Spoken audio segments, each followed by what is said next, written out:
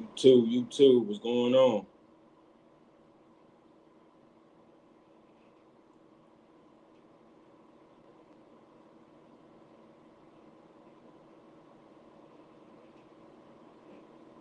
Get a sound check. You coming in here? Let me know where you at. You rolling? Or you at home chilling? Probably never get a lot of people today since it's still morning, and some of y'all probably on the road.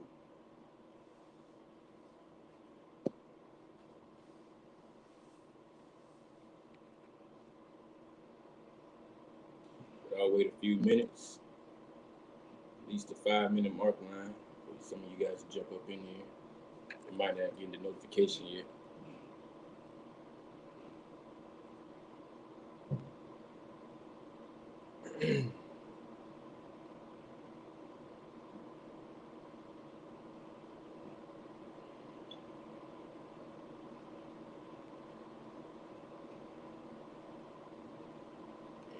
You do catch this on the replay, might as well just go ahead and fast forward it to the 5 minute mark. Got one person in the building.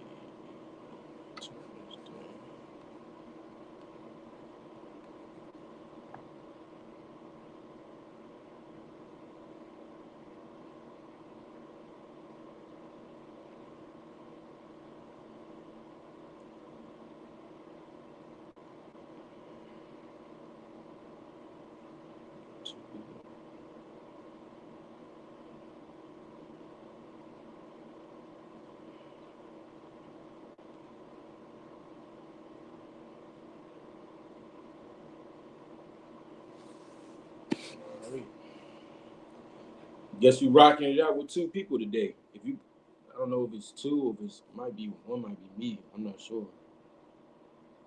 Three people. Let me know if you can hear me. Get a mic check right quick. I don't want to start talking and y'all can't hear me.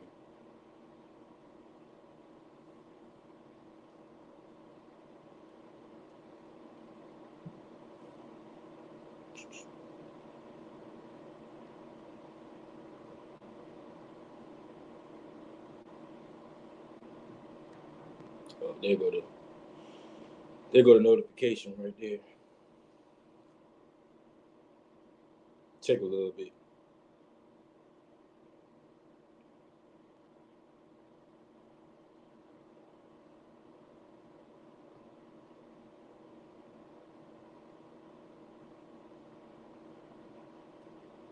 Got 5 people in the building. What's going on, five people? Let me know if y'all can hear me. Oh, you can hear me? There you go. Okay. Cam G, what's up? Abdir Zach, what's going on? Abdir Zach. Guess I'm saying that right.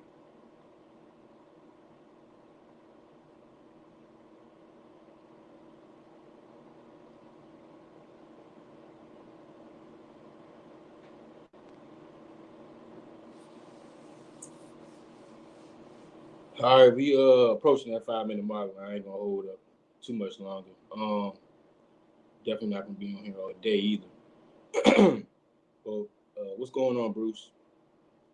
But anyways, y'all see the title or the name of the live today is why I decided to become a freight broker and not a freight agent.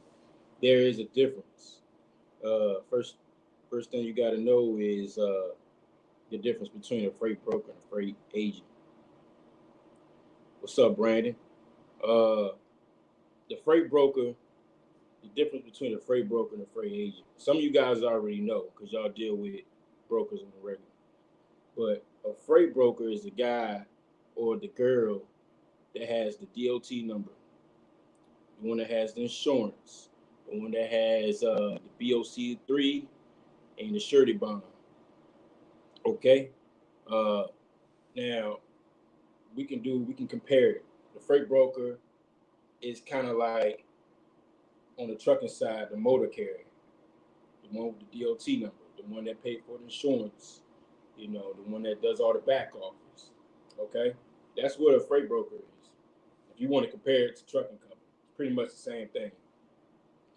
Now, the freight agent, the freight agent is once again, if you want to compare a freight agent to the trucking side, the freight agent is like the owner operator, at least under a carrier. Now, a freight agent doesn't really have any, they have responsibilities, but they don't have as much work as the freight broker. Freight broker controls all the back office. The freight agent pretty much logs in all the loads, and they get their own customers. Some are able to have a book of business and take with them, and sometimes you can't. But the freight agent gets a percentage of the loads, the amount of loads they move, generally speaking. Um, but the freight agent really doesn't need anything besides it is recommended they have their own business and that they have a computer. And pretty much the freight broker handles all the rest of the stuff. Now there's something called a sub agent too. A sub agent works under the freight agent. Now, a freight agent can be like, okay, I want to hire a sub agent to help me move some of these loads, or I want to hire a sub agent to help me find customers. Now, freight agents are known to do that. Um, that's totally up to the freight agent. But freight agents can generally do what they want to, pretty much what they want to do. As long as you're making money, it makes sense. Okay. Now we got an understanding of what a freight broker and a freight agent is. The reason why I went and became a freight broker. Let me pause right quick. First things first, before I jump into that topic.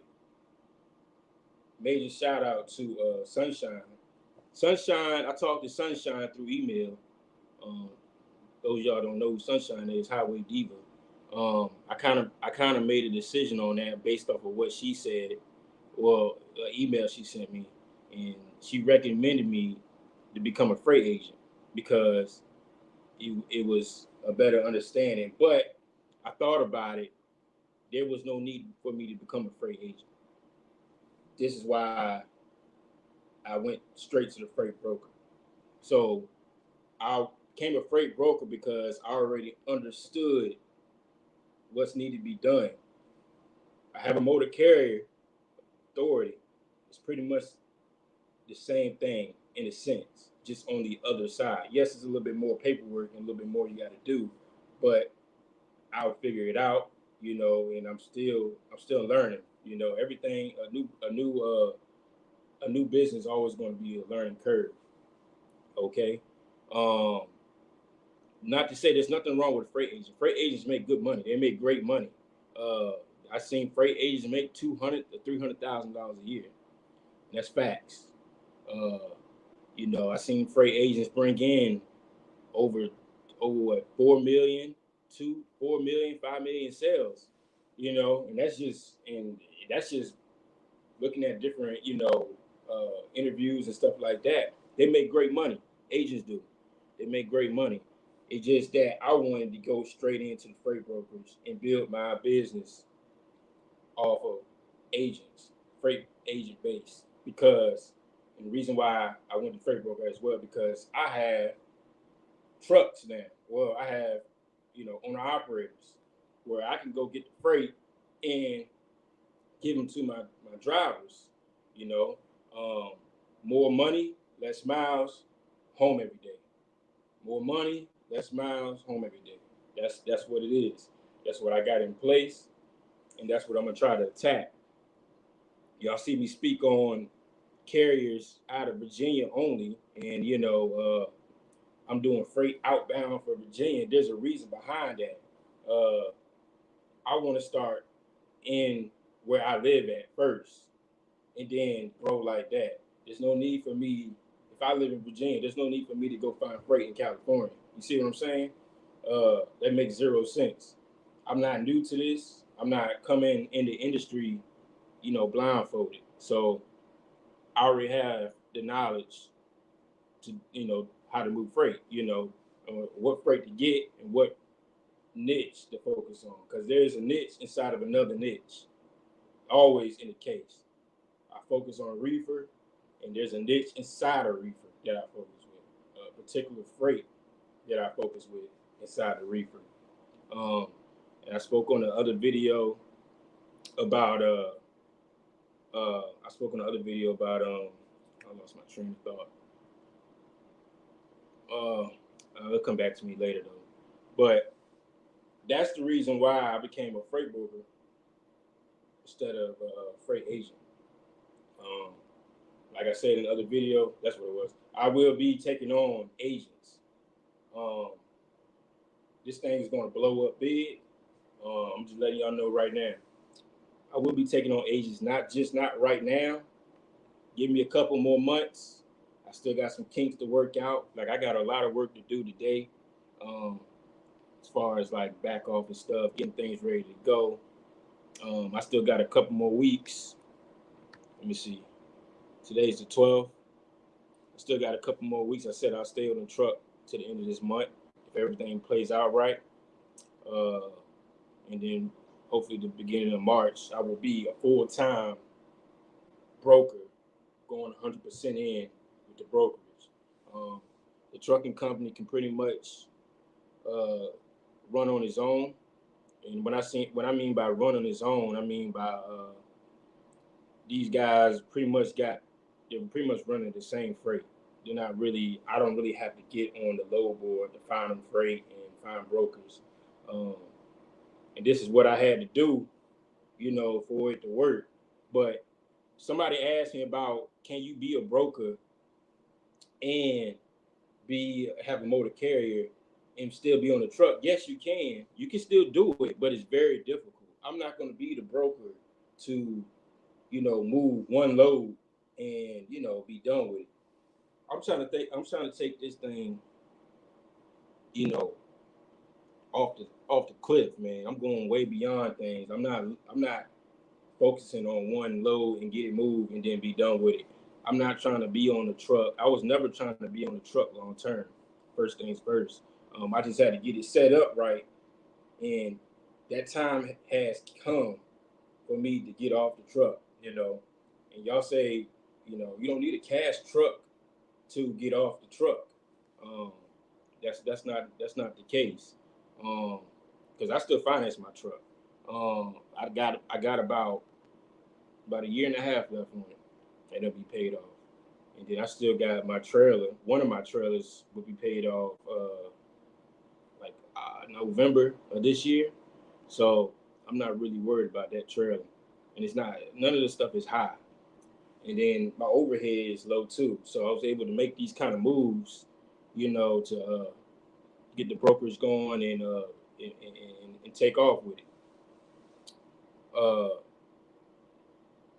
But as far as the question, why I went to freight broker versus the freight agent, this is why I went to the freight broker.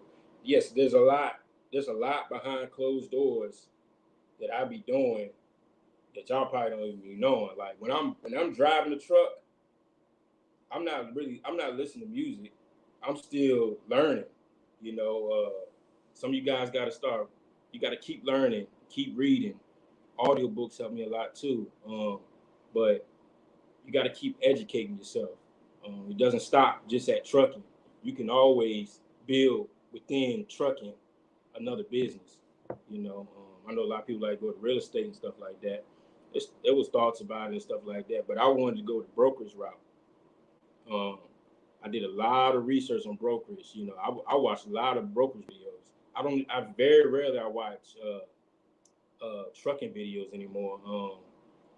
And then with all this, it's not even really trucking videos anymore for real, to be honest. It's more so a lot of foolery going on. But you got to keep educating yourself. You got to keep reading. You got to keep gaining knowledge. It's too much money out here not to do it. but that's the way to go. You can't be closed-minded either. I'm gonna start getting a lot of,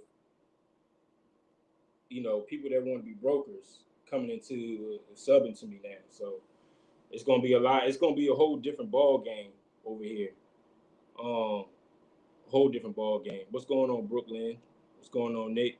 Dirty Broke, what's up? Mr. E, what's going on? And Z Simply Harlan, what's going on, man? Thugsy Mac, what's up? T Hill, what up? But going back to the topic though, we still have a long way to go, man.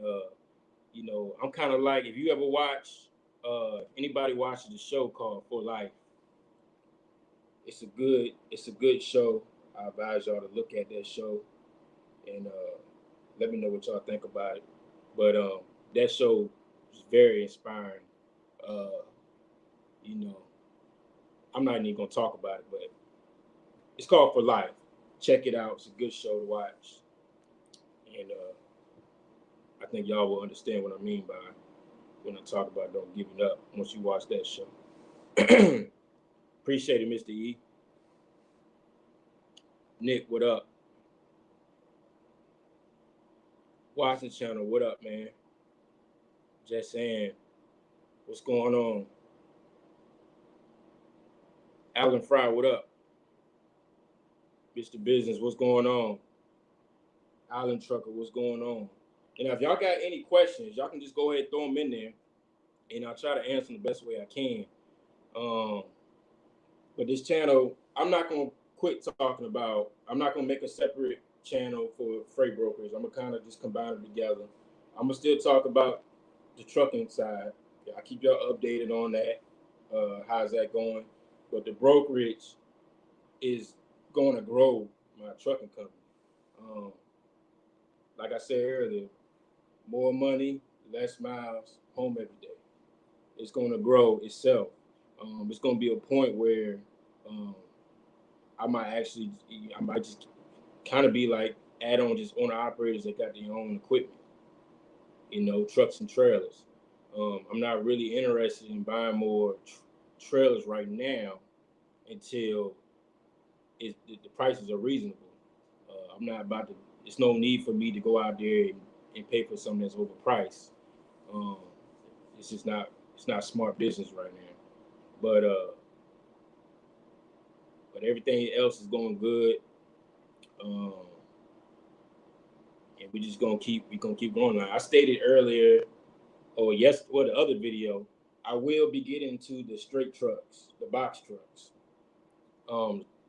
24, 26 box trucks. I'm gonna play with that. I'm gonna try one truck. I said I'll buy one maybe March, April, around that time. I'm gonna go get one. I'm gonna try to play with that a little bit. I found something that was interesting in that market here in Virginia. So I'm gonna entertain that, and that's what we're gonna do with that box truck. There was thoughts of me getting another semi truck. That's probably be later on too.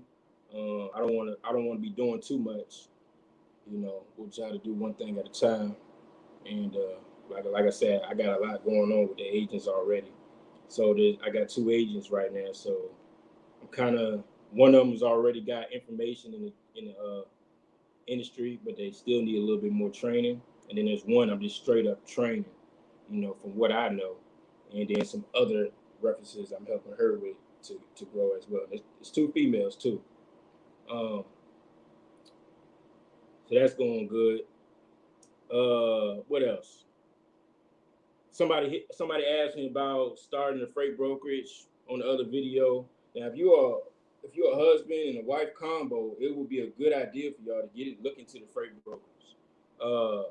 If your husband has a trucking company already, they're a warm truck show, maybe the wife might want to look at becoming a freight broker, and then you can grow like that. That's a good idea to get into. But coming in straight up, And one thing about freight broker, let me get that out. You do not need a business. You do not need training to become a freight broker. Yes, it is recommended, especially if you are coming into the industry with no knowledge of transportation. But you do not need a certification or anything like that to become a freight broker. There's plenty of trainings out here to help you. I give y'all two YouTube channels I watch on a freight broker. That's a guy named Dennis Brown. Dennis Brown, uh, he got a lot of great information. And then there's a guy named Brandon Scott, another YouTuber that's pretty big that got some great information. I went with Dennis Brown's information as far as his training because it was a little bit more, to me, it was a little bit more detailed of what I was trying to, the direction I was trying to go towards. So I do recommend Dennis Brown's training. I think it's called, if y'all go on his website, it's called Freight Broker Boot Camp. You pay for the training. I think it's like, what is it, $189 for 1 year. You can pay like three something, $389, and that's for limited access or something like that. And it got like scripts and stuff like that in it. But very, very detailed. You can definitely take off from that, just that information alone, and be successful. Let me read some stuff. Mr. Business, what up? Looking at these pedigree trailers, 28,000. You must be talking about the reefers. 28,000 at what price? You think I can finance a truck with 20% down and no income? No, I don't think so, Nick.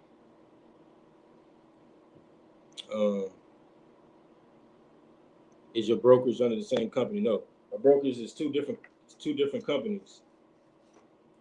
This is my brokerage right here, K&J Logistics.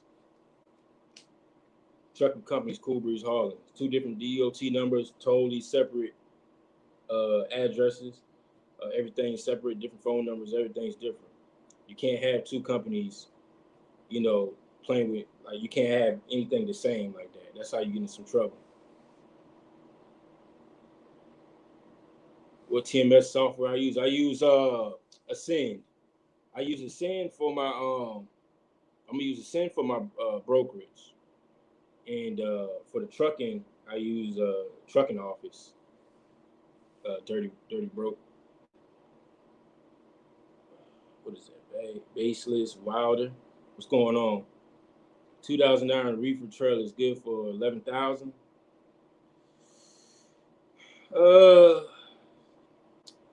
You can get it cheaper, but with the way the market's going, I'll do it. I'll try to get 10,000 though. Get it for 10,000. But the way the market is, you ain't gonna get nothing lower than that. Like I said in the video before, you're going to do what you got to do. If you want to get a trailer, you're going to be prepared to pay overpriced. Will my brokers take on new venture carriers? Oh yeah, I'm gonna take on new venture carriers. That's because you got to think about it. With the new brokerage, I ain't gonna have no credit, so I'm gonna have to offer quick pay. But the way the quick pay I got set up, I can do quick pay next day. So say you run a load for me to say Monday, you ran a load for me. You did a load on Tuesday. Send me the BOLs. I can get you paid next day. Just like that. It is a 3% charge because the factoring company's gonna charge me because they're gonna charge me 3%. So I charge that 3% and you'll get it next day. That's how I got it set up. Until I build my credit up, which they said my credit will be up. It'll take a little while. I think they said like 3 to 6 months or something like that before I can get some my credit up on brokerage, so I can start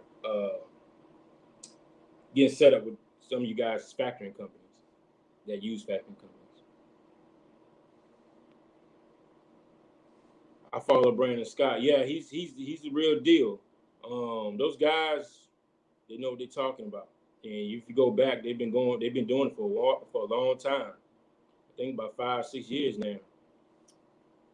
Um, to a point where they got their own training, training books and stuff like that, and training stuff where they charge for it.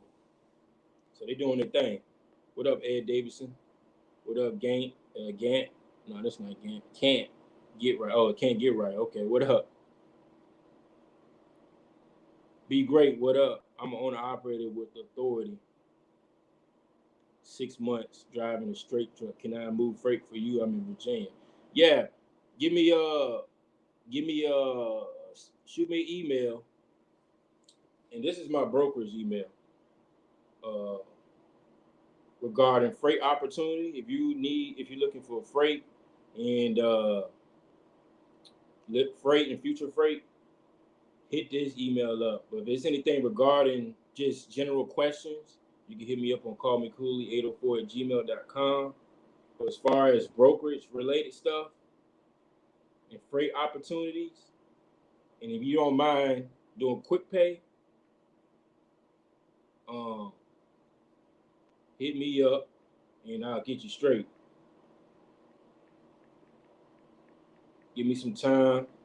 I'm not gonna say it's gonna happen today, next day. You got to give me some time to get going. Like I said, I'm not getting off the truck until the end of this month, so I'm not really contacting customers right now. But best believe I will have them. Let me see, email. Y'all can reach me on that email if it's freight opportunity.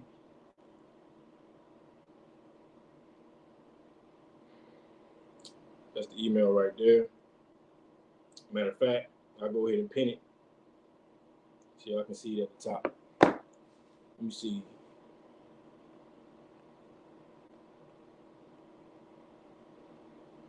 How do the big Adrian, whatever? How do the big companies do it with the same name brokerage? I don't know how they do it. They probably change it, whether because I know Suntech got it, but they might change it. It might be Suntech brokerage or Suntech. There's some ways they put it in a way for them to do it, but I don't. I got mine totally separate. I'm not going to even get involved with all that. But there are companies got it set up like that. Anthony M. Is it that much easier to get direct shippers as a broker than a small? I'm not gonna say it's easy to get shippers, but it's better to have. I'm gonna say it like this: it's better to get a shipper with a brokerage with assets. Um, that can spark up a conversation real quick. Um, I put it like that. Nothing's going to be easy getting shippers. A shipper, when I contact a shipper, they're gonna be like, "Who are you?" Like they're gonna be like, I gotta build some type of trust with these shippers. They're not gonna just give me millions of dollars of free and say, "Oh, here you go." It's not gonna work like that, But there's strategies and ways of getting shippers and getting what you want, So you got like I said, I'm gonna have to figure it out, you know. Just like how I figured out with my trucking company and how to grow. You just gotta figure it out. People can only tell you but so much. They're not gonna hold your hand on some of this stuff. You're gonna have to go in there and go get it. Like if y'all check out another person I like to watch too is Grant Cardone. I'm saying his last name right, Grant Cardone. Yeah, even though he does real estate, but I like the way he does sales. Good stuff to watch, man.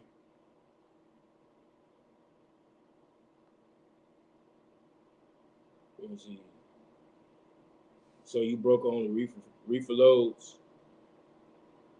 No, I'm attacking reefer loads.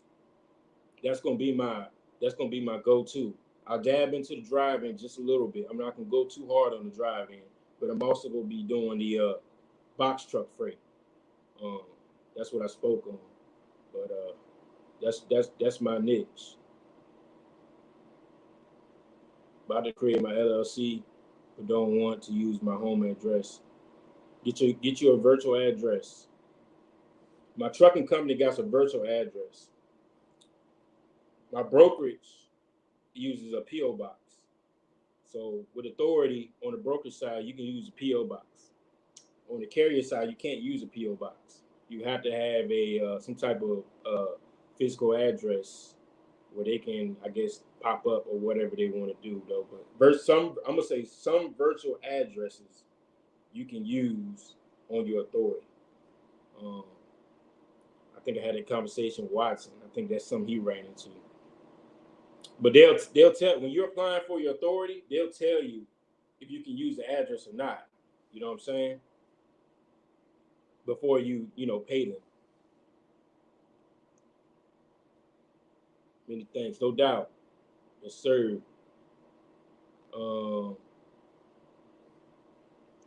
You still looking for owner ops right now? It's kind of backed up with the owner op. There's a lot of guys, like I said, I put it out there. Only got one trailer left, and there's like 3 or 4 guys trying to come on board. But I will take on an owner operator that has a truck and a trailer ready to go. I pay 90% if you got a truck in your trailer. 90% to the truck, get paid every Friday. But you must live in Virginia, and you must have an LLC set up in Virginia.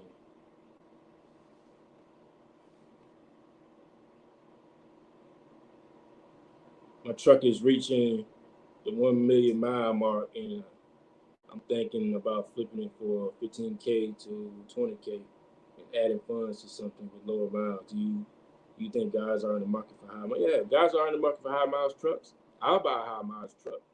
There's only certain high miles trucks I'll get into. I don't know what kind of truck you got, but yeah, especially if you got a high miles truck and you got a overhaul done on it.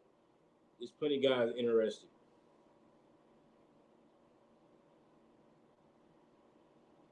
Is state Delaware a good state to start authority?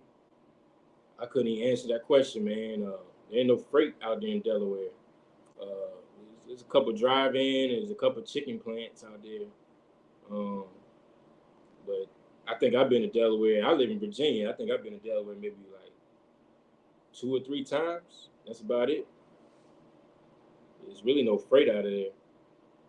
There's a whole bunch of tolls. What's going on, Diamond Girl? I expect your hustle and business model. Yeah, I appreciate it, man. Just trying to put the blueprint out there. If you guys, man, some of you guys want to grow, you don't have to be on that truck forever. This is another way for you to get off the truck. I got Cardone. Oh, you got Cardone's University? Yeah, I looked into it, man. That dude. That's the guy right there, man. I like what he got going on. It's an 06 International 9400i Eagle. Oh yeah, that's a good truck. That's a good truck. Raised roof, full of 10-speed front. Yeah, you can sell that truck easy. I don't know if you got an overhaul done on it or not. 929,000 miles on it, solid running truck. Yeah, you can sell that truck easily and make some money. Most definitely. That's one of the good internationals.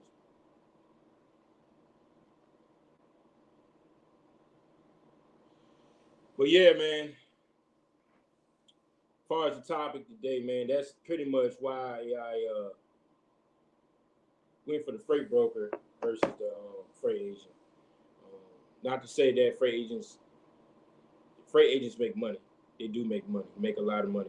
Some freight agents make more money than owner operators, and I'm just putting that's just facts. But we got a lot of things coming up. I know somebody said something about the seminars. I'm going to be doing seminars, but it's going to be later down the road. We're looking into the future of that one. I just am speaking on future stuff, what we got going on. But I wouldn't mind. I'd rather do that versus doing mentorships, you know. I can speak in front of a large crowd and talk what I had going on and how I started and so on, so on, so on. I do that all day. But that's something, like I said, that's later on in the future. This a little bit of plans I got set up. That I want to do. But the thing is, the brokerage. See, I had goals set up. The goal was to get off the truck, which is that's coming up. And then my thing is, I'm gonna be more of a remote broker. Remote broker. I like to travel, so this is gonna give me an opportunity to travel the world. We got a joint ready to go. You know what I'm saying? It's nothing, man. So um, we about to do the thing. Hopefully, all this COVID stuff is gone. I got a vacation set up in May. I'm going May, was it May 30th? May 30th to June 6th. I'm going to Tulum, Mexico. So, yeah, some of y'all gotta ask, do I ever take vacation? I do take vacation.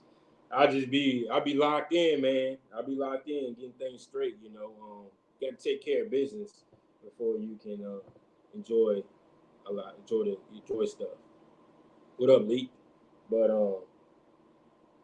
we definitely got the vacation set up. I got a couple more set up um, after the Mexico trip, and I'm definitely gonna travel the world, man. That's what I like to do. Let me see. What's your play with the box trucks? I'm gonna play with the box truck. I saw something. I'm not gonna go in detail about it, but I had a conversation with a big company about pertaining to box trucks, and it was very interesting. It interested me on it, so that's why I'm going to play with it to see how it works. Um, and we'll just start off with one, man. I'm not gonna say I'm gonna go out here and buy a couple of them. I'm gonna just do one, just to see how it works. You know, I'm not into my car's paid off. Uh, I'm not gonna be into buying stuff that's not gonna make me money. You see what I'm saying?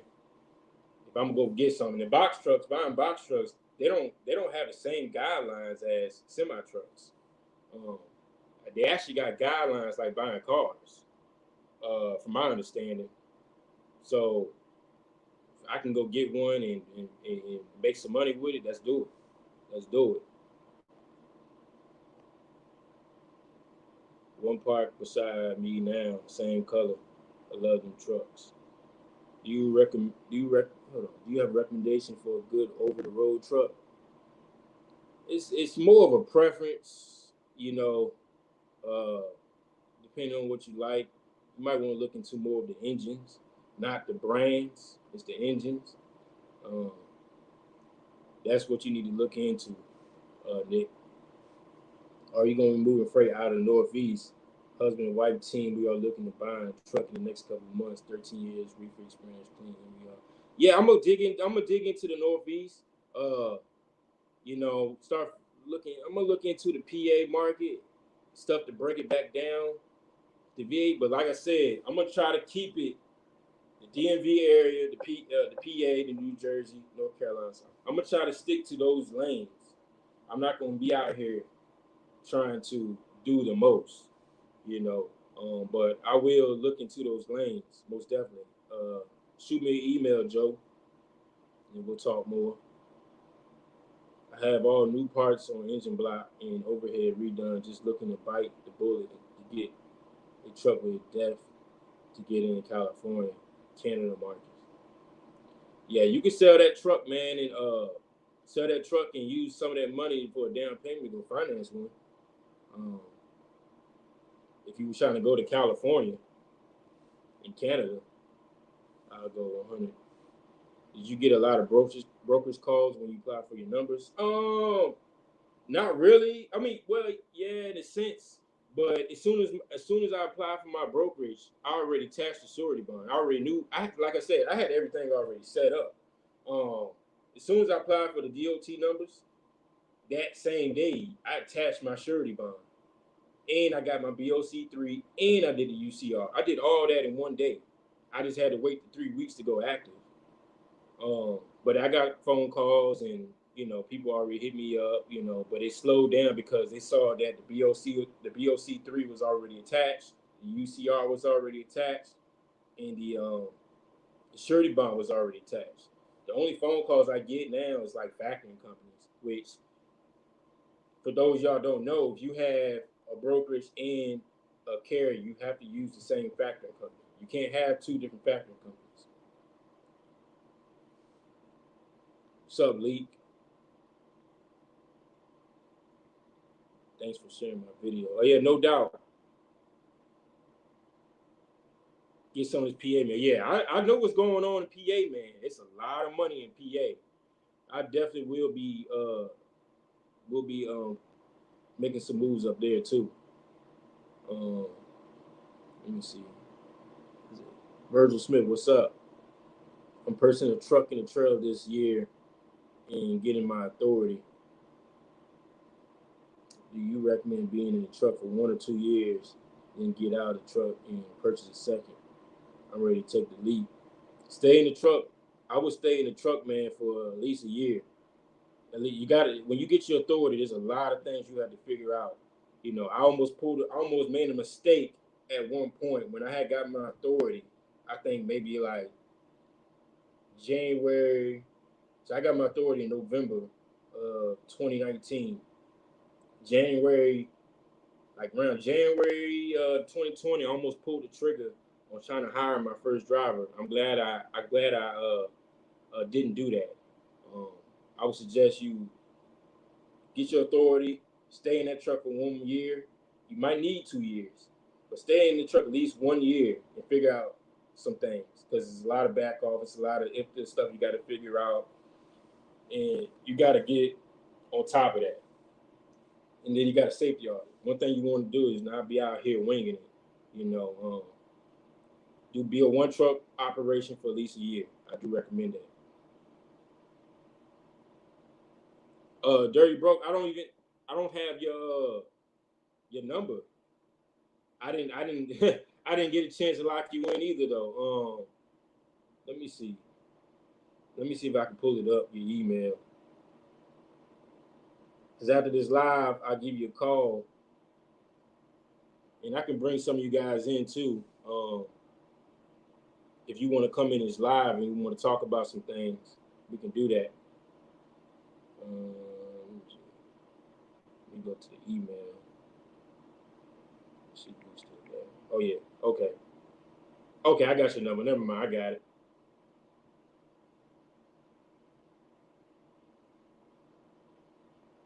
One thing about emails, man, I don't never delete them.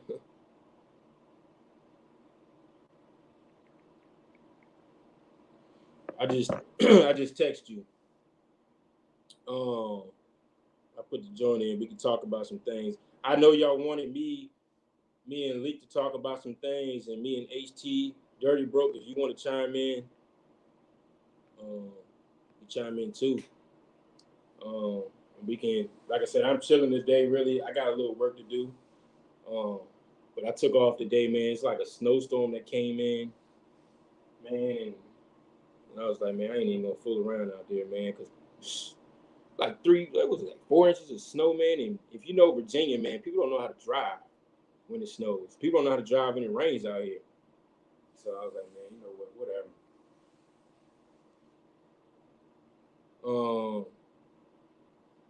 I hear most factoring companies won't deal with new brokerages. I don't know about that. Like I said, I already had a trucking company, and you got to use. If I wanted to start the brokerage, I had to use the same factoring company. But I don't know about that one. Most factoring companies won't deal with new. You must mean deal with new brokerages regarding other carriers. The factoring company. Yeah, that is true. Where do you get most of your guidance when it comes to future business planning? I talk with people who get courses and books. I don't even do that. Most of the stuff is on YouTube. Like I said, when I started my trucking company, it was off YouTube. I didn't buy no. Only thing I bought was I can't remember his name, but it was a guy. He got dreads too. I forgot his name. He's still on YouTube, but I took his course, but it won't a course, and it was I think it was like $50 at the time, and he helped me. That's how I found out about how to do the LLC, the virtual office, and starting the LLC and stuff like that.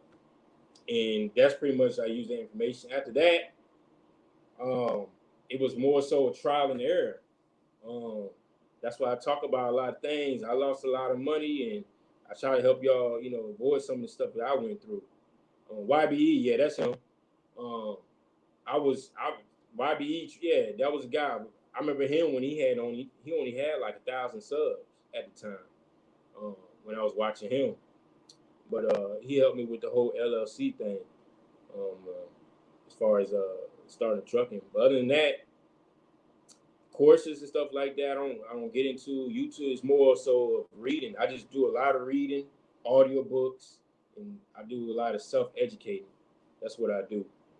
Um, but like I never bought Grant's joint. I just look at his YouTube's. YouTube. They put out most of the stuff. These guys that got books and stuff like that, they put it out on YouTube.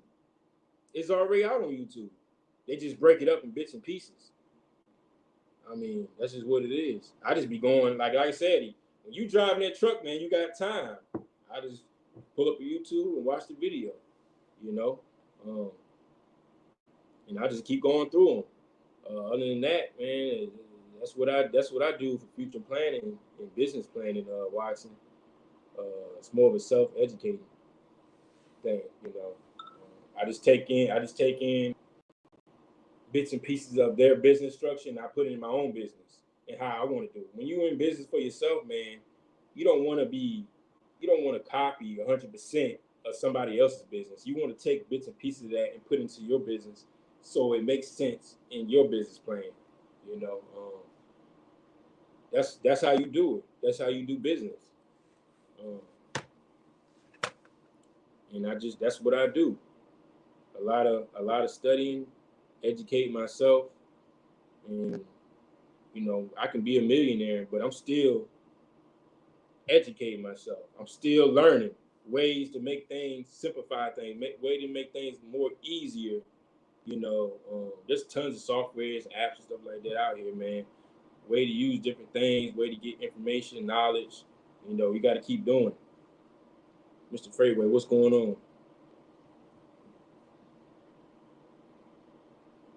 Yeah, YouTube, man. You can be a billionaire off YouTube. Um, YouTube tells everything. It tells everything, man. Um, all day long.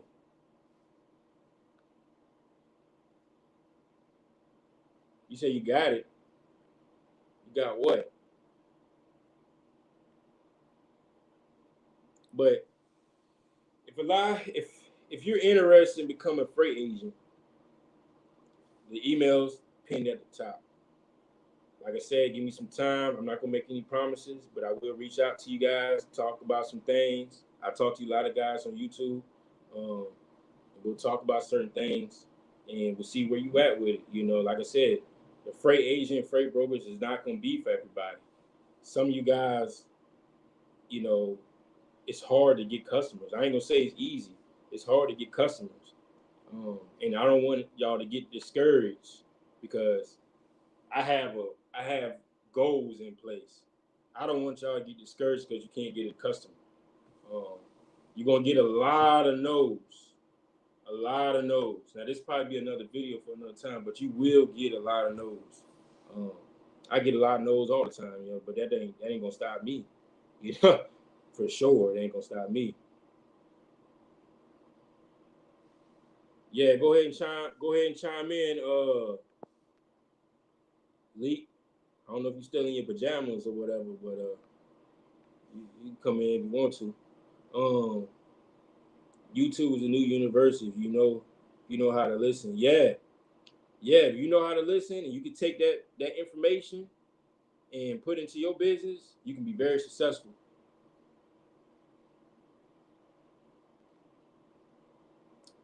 Yeah, that is too. That is true too. Is who you listen to. That's why I said, you already know, man. There's certain information out here that's misleading. Uh, it's bad. From I want to say from even when I came into YouTube back in 2017, uh, it was already it was already misleading. I guess maybe before then it might have been all right, but from 2017, I want to say 2018 up to like now, it's a lot of foolery going on, man. And it's sad. It's very sad, but it is what it is. It is what it is. That's a tough business. Hell, hella knows, but one yes can change the business. Yeah, man, most definitely. I actually had a offer one time through my trucking company. This for the brokerage. Um, a broker a broker offered me a 1 year contract, and it was 900. I think it was 980,000 or 960,000. He wanted me to go from Virginia to Ohio or something like that. And I was like, man, I'm not doing no contract, a 1 year contract for 960,000. You know how much money is left on the table? That's what I be talking about. I could have did the deal, and be like, hey, yeah, I'm a millionaire, almost a million, whatever the case may be. But you don't take on certain things. That was a BS contract. After I was looking at it, it was like 40. It was like 44,000 pounds, round trip, going through the mountains. Uh, it was something crazy. Wear and tear on your truck or whatever. All this stuff. I'm not sending nobody. I'm not sending none of my drivers across 68, and all that stuff to drop a load off in Ohio to come back across the mountain. No, we ain't doing all that, man. Um, but it's some bogus contracts out here too, man. So brokers are like, yeah, I got this year contract. It's paying X amount of dollars. You know, do you know how much money this really is behind that? I'd rather be the broker to give that out to a carrier. I'm not gonna get round dog by the broker for me to run my trucks over there. We ain't doing it like that. So that was actually one contract I did decline. I did have another offer from a shipper. I get a lot of shipper calls too, but it'd be like some bogus stuff. You can tell when a shipper's running games. I had a shipper hit me up. They already knew what it was. They wanted me to run from uh, it was Virginia to was it Duns? No, Virginia to Salisbury, North Carolina. Okay, it was a food line. Everybody knows Salisbury is pretty much food line. So my driver did it one time, and he got it through the broker. The broker paid 1,400. I forgot how many miles it is from. It was like off of 15 in Virginia going to Salisbury, North Carolina. It was near Fredericksburg. So it was from there to Salisbury, North Carolina. It's a food line. He did it for 1,400 bucks, and it was the next day delivery. No, actually, yeah, it was the next day delivery, and he got it off. But it took food line 5 hours. He got there at 6. He didn't get out of there until like 12 o'clock. Ridiculous. So I was like, man, I don't know. I don't know if you want to run that or not. You know what I'm saying? That 5 hours, that's a lot to be at a place. So he ended up getting the shipper's phone number. So I called the shipper, and I was trying to see what she had going on. And she was like, yeah, yeah, yeah, I'm looking for a carrier, and but I'm only gonna pay 1,200. I'm like, what? I was like, the broker gave it to me for $1,400. How you gonna try to give it to me for $1,200? That don't make no sense. She was like, well, that's where I'm at with it. I'm like, oh no, you know what I'm saying? So it's a lot of funny stuff going on out here. Just for example, man, and I ended up cutting her off because she was what she was doing was she was playing the carrier broker, thing. So she was trying to figure out who would do it for the cheapest. She had brokers, she had carriers. She was just back and forth, back and forth, back and forth, and you could tell that's what she was doing. What else, CJ? Hey,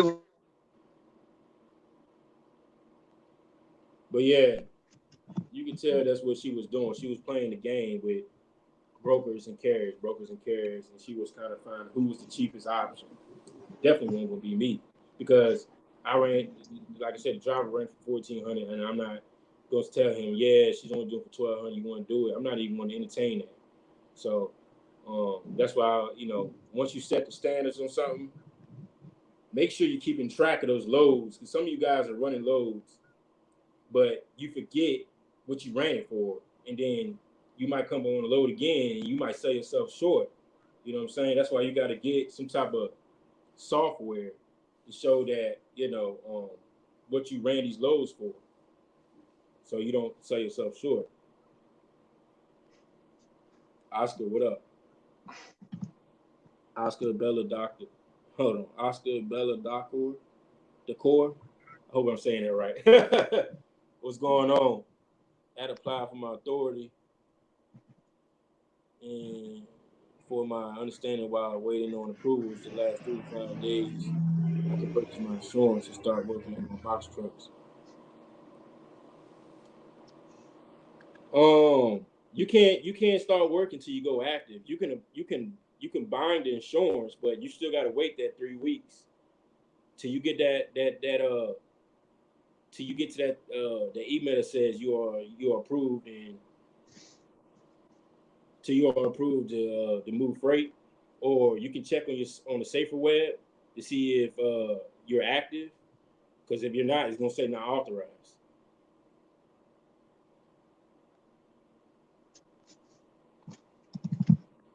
what's going on, man? What's up, man? Man, congratulations, man. I just wanted to say that, you know what I'm saying, on the actual video, man. That's what's up, man. Appreciate it, man. That's You know what's up. we making moves, man. I don't be on here like that, but I try to chime in, and give y'all some jewels, you know. Definitely, man. Where's Leak at, man? I seen him in the chat. And he might still be in his pajamas, man. I don't know, man. Yeah, y'all caught definitely. me. Y'all caught me yesterday, man. I was asleep all day, messing around on that live, man. Hey, it was pretty funny, man. I mean, it was a lot of good information. Um, I hope I hope I hope everybody's good, man. You know, I hope ain't no bad blood after all that. You know what I'm saying? But a lot of good information though for sure, man. That's what I try to get, man, out of you know people's channels, especially yours, and other people like HT and stuff. I mean, just trying to get the information, man. And it's a lot of it out here, and it's kind of easy to fall into that, um, you know, that kind of trap, man, going back and forth, man. Um, but I like what you were talking about, YouTube and learning off of YouTube, man, and that self education, because I think about that a lot. I went to college and I was there for about a month. Um, so I always kind of wanted to go back, but I don't know. At the end of the day, I'm like, well, what do they do in college? Like you network and you read books. You know what I'm saying? It's like, well, damn, I could do that myself. I don't have to spend thousands of dollars or whatever to do that. Um, so Well, that's kind of what I use YouTube for. college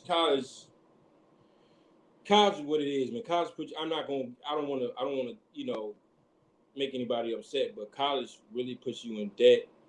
College, if you're not majoring in the right thing in college, you pretty much went to college for nothing. I'm gonna tell you like this. I live in Virginia. Uh, there's HBCU, which is Virginia State. We got Virginia State, we got VCU, we got Old Dominion, Norfolk State, HBCU. A lot of parents send their kids to HBCUs, but they major in communications. You major in communications. What you gonna do when you? What are you doing after you get out of college? Communications. They do it because their parents force them to go to college. They tell you, hey, if you don't graduate, if you don't go to college, you got to get out of my house. We know the story. We know the deal. But so they go to college, party, whatever. But they don't. The thing I'm saying is they graduate college and somehow they got a degree, but they work at Amazon. You know what I'm saying? Yeah. I say college is if you're not doing something like nursing or something like law or something that's really needed, my opinion on it, I think you kind of, if it's something that's not really needed, it's something that's not really needed in your city or your state or whatever, you're kind of wasting money, in my opinion. Because other than that, you can learn all this stuff on YouTube. Definitely, man. Definitely. Yeah, it's crazy, man. It's crazy. Can I email you also that's what I meant, once approved letter? Yeah, hit me up on my email. Call me Cooley804@gmail.com. Any idea where can I go to apply for my own authority NC? You go to the FMCSA website and apply. That's how you apply for your authority. What's up, RLC? How much I'm making? I don't drop numbers on here, man. I don't drop no numbers, man.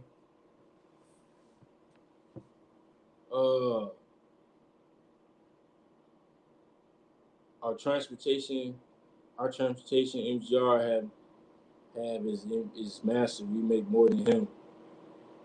Yeah, man. I ain't gonna get into the topic of college because I don't want anybody, to feel some type of way. It's probably some people in here that went to college and they're happy with their degree or whatever. But I don't want to get in that topic. I just spoke on about it a little bit about how the system is set up and how colleges put people in debt. And that's facts.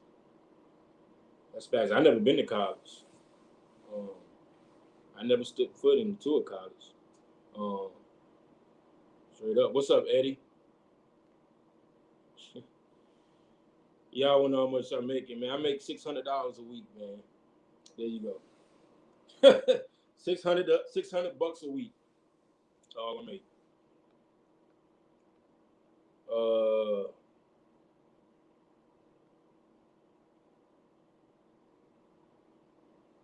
What path did you take for your broker's license? I think I already explained it. There's no path. And it's not a license.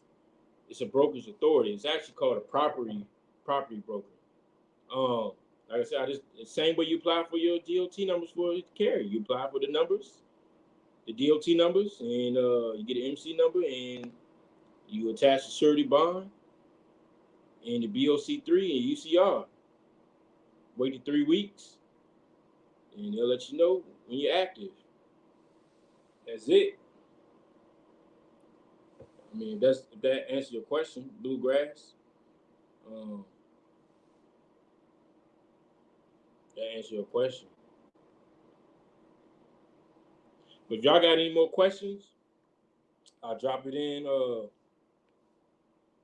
link one more time.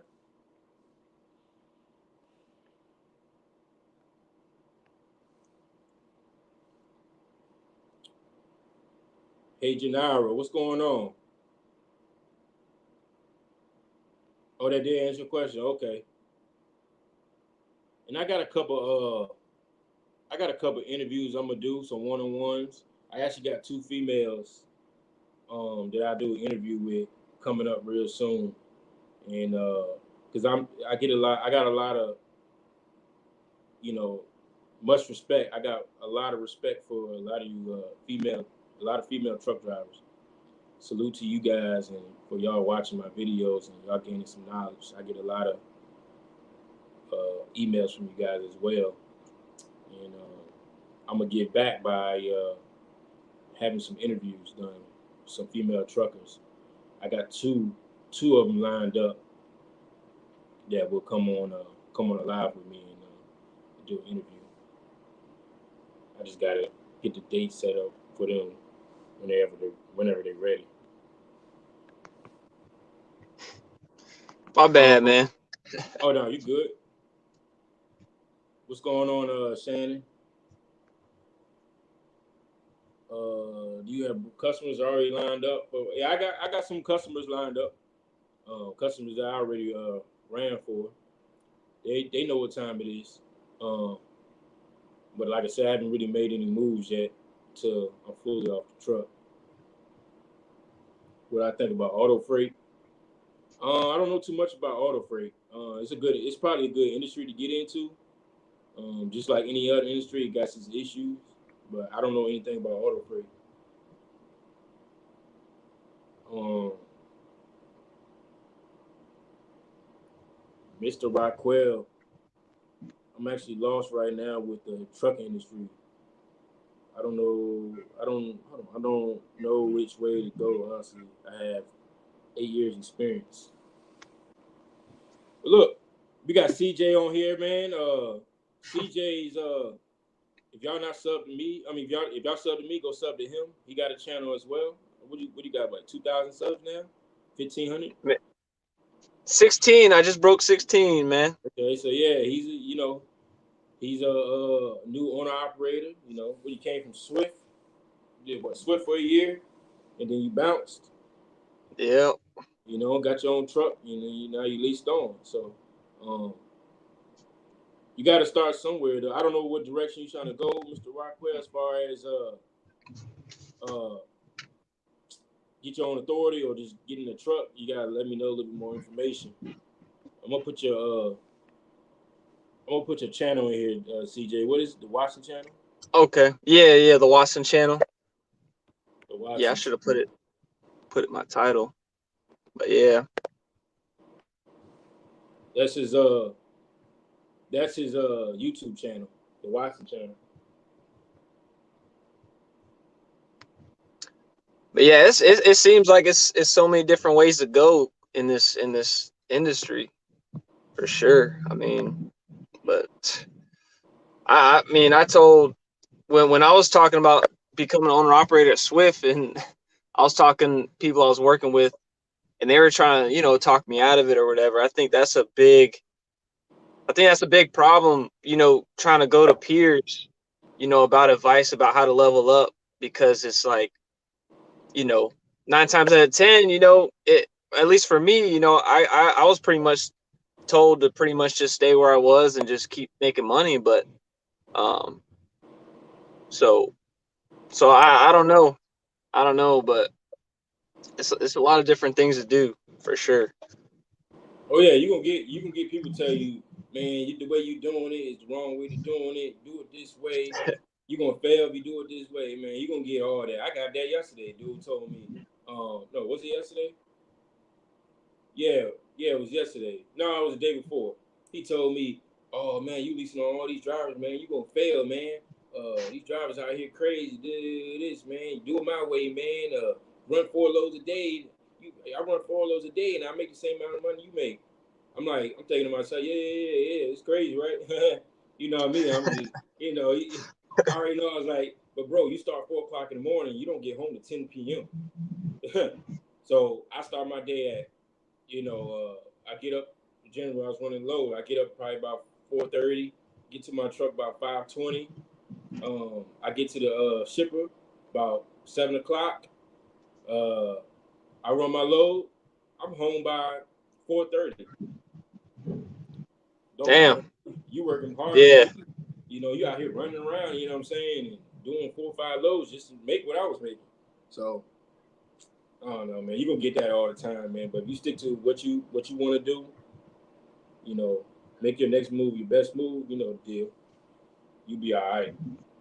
for sure, man.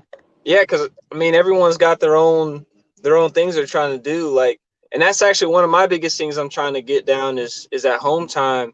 But you're saying with reefer, you're not. I mean, you're still getting home in a decent time. Like, you're not just sitting around for hours and 8, 10 hours or whatever all the time on reefer loads. I mean, No, I mean, there's a lot of people are scared of reef because we talked about this, the hours you sitting at docks, the weird times, and then just the reefer motor itself.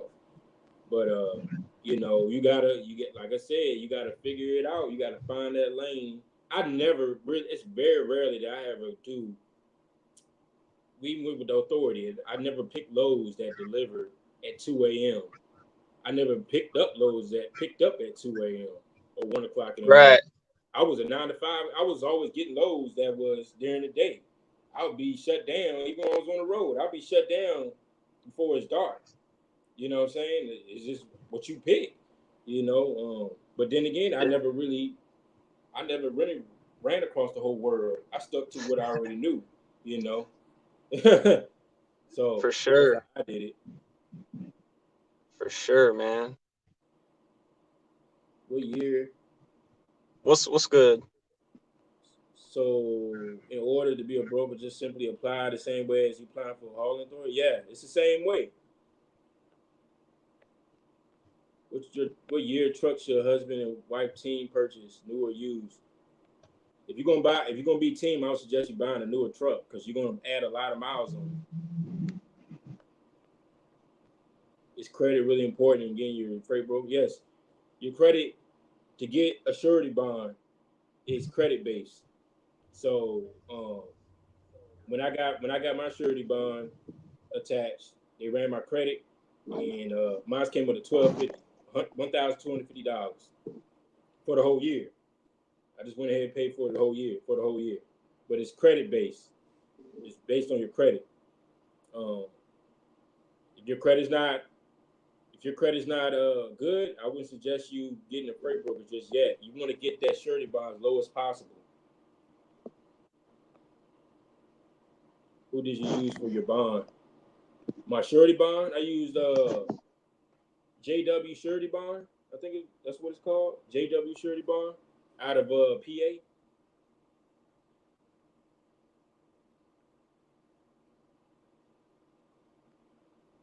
Some people are weak minded, can't listen to them. I'm thinking about getting out the truck and becoming an agent. There you go, right there. You already got knowledge of the business. No seafood houses in VA. What you mean, seafood houses? Like restaurant? What do you mean? Fat old trucking, what's up? What's a good dollar amount to go looking for a truck? That's one of them questions, man. That's one of them questions. Whatever your pockets can handle. Um, Everybody's money situation is different.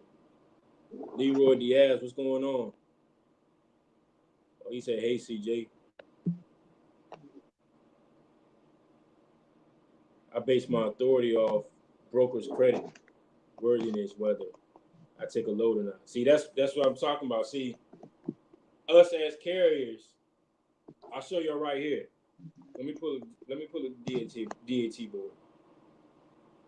Some of y'all are not familiar with the DAT board. Okay. All right. For example, you look at this right here. You see that credit score? It says 97. So as a and you see what the name is. What is the name? What is it? Surge Transportation Inc. So me as a carrier, this is what I do. This is what I do as a carrier. I go to my factoring company. All right. Let me show y'all. They go a jewel right here for y'all right quick. Some of y'all don't know. I go to my factoring company. What was the name of that company again? Surge Transportation. All right. Surge Transportation. I go to my factoring company. You see this right here. My factoring company got a credit check. I don't want to put that because it got my bank stuff right there. But they got a credit check. All right. Surge Transportation. You see that?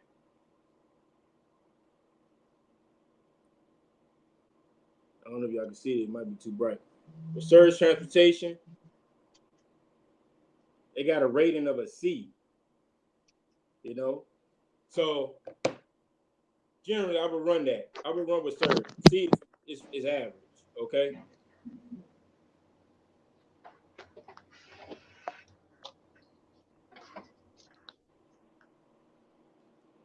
C is average. So that's how you, as a carrier, that's what we look at on the broker. We look at that credit rating.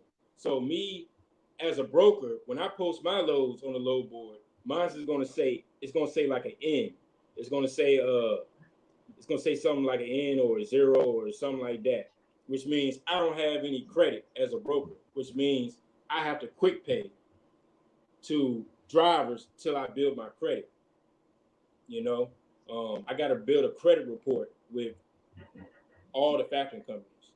You know, so some factoring companies will give me a shot. You know, but I have I use what is it, trans credit. Trans credit. I'm able to.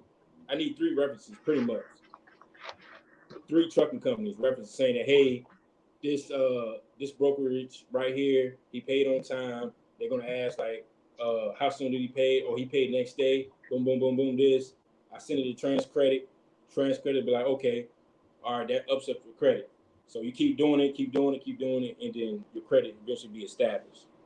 That might be, some of y'all might understand what I just said. Some of y'all might not, but it's a little bit more detail behind the brokerage. Somebody said, "Sit your ass down." Hey, Uh, so so you talking about you might have to quick pay quite a bit in the beginning until you build your credit up. yeah, the other carriers, yeah, but some carriers ain't gonna want to quick pay with me. They're gonna be like, "Oh, you're too new. I don't know if I'm gonna get paid." Then that comes in with, with the way I talk. That comes in. Oh no, don't worry about it. I'll get you paid next day. Don't worry about it. You send me the BOL, send a copy of it.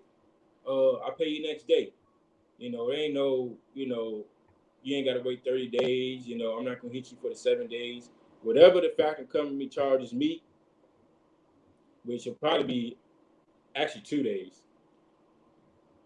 So I'll be like, okay, you send the BOL, say like Monday, you picked up a load, you delivered on Tuesday, you send the BOs on Tuesday, you'll be paid on Thursday. See what I'm saying? Okay. At Yeah. 3%. So are you factoring, or you coming out of pocket for that? No, I'm factoring the loads. Okay. Once you send Okay. me, that's why I said, once you will send me the BOLs, I will factor the load. I will get paid. Then I can send the carrier his payment, and it will be in Right. 2 days. You see what I'm saying? Okay. That's how it works with me not having credit until I build up my credit, where I can get set up with the factoring companies, the carriers factoring companies, and I can invoice their factoring companies and do it like that. I don't have to do quick pay no more. You know. Okay. Okay. But that's generally how it works on the brokerage side. Yeah. So pretty much, like, yeah. So once you get your credit up, then they're the ones that deal with the factoring company, all that. So you ain't got to deal with that at that point. That's what's up, Yeah, I can man. invoice them. I can invoice them, and what's up, T Hill? T Hill. Your screen is black. Uh, I use TAF. It's 2%. Um, what's a good factoring company? I use Bobtail. Um, Bobtail, which right now I'm at 2.9%, but it's actually about to go down because I'm bringing in, you know, X amount of dollars, a lot of money on my company side. So it's actually gonna go down to 1.9%. Um, like I stated earlier, I have a brokerage, so I have to use the same factoring company as my trucking company, and that will actually go down as well. But it's gonna be a point where once I reach a certain amount of money, I will not factor anymore. I can generally have enough money to do it my own. You see what I'm saying? Yeah, then you're saving that percentage. I'm saving that percentage, and that goes back into my pocket. So you want to save up like enough to float like a couple months, I guess at least 2-3 months, right? At least. For what? What do you mean? Like your cash, once your cash is up to where you're able to get away from the factoring company. Yeah, once I feel that I'm able to once my cash flow is up where I can do it on my own without a factoring company, then we'll make a move on that. But right now, let's start with a factoring company and we'll go from there. For sure, man, for sure. This man turned. I told you he was in his pajamas.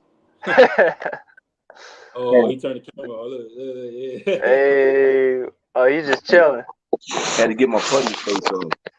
I think I'm wearing off on Leak, man, because he's been at home lately. Damn, man. I got the phone. Whatever. Um, yeah, man. I had to get my putty face off. I was asleep when I first saw the. Well, I was getting up and shit. Usually I'll be getting up at like 5 in the morning. Damn. But we trying to get our stuff straightened out, man. I Yes, ain't home every sir. I ain't home every day like Cooley, man. I'm home now for now. So join at the shop, Heck yeah. getting the Yeah, I think getting the final touches on it, and then I'll be ready to go. I don't know how to. There's a way for me to screen share, but I haven't really played with it. But I can. I got. There's a class y'all can take if y'all interested in freight broker. It's called uh freight. Hold on. What's it called? I forgot what it's called. Freight broker. Oh yeah, freight broker boot camp. Freight broker boot camp. Heck yeah. Man, Dot I just com. bought like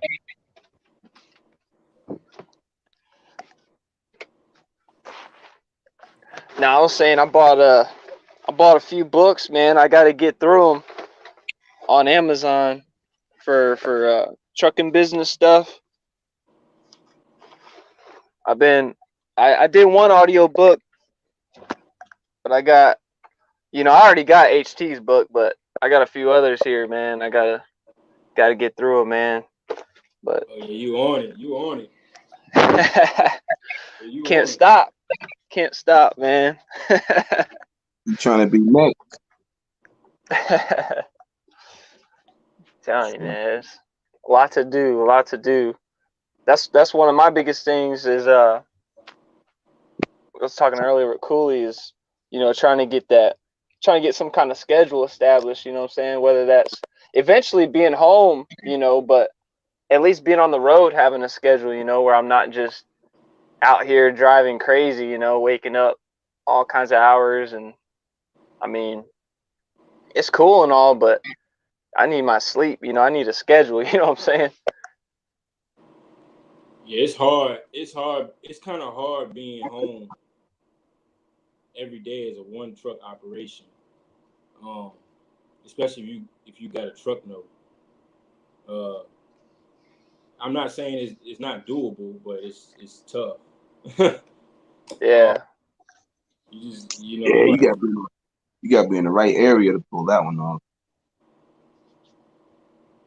It's tough. You gonna have to figure out. Like I said, I didn't even get a chance to be home every day until I was already what I got the authority in November by 2020 of July. So that's what 8 months, something like that.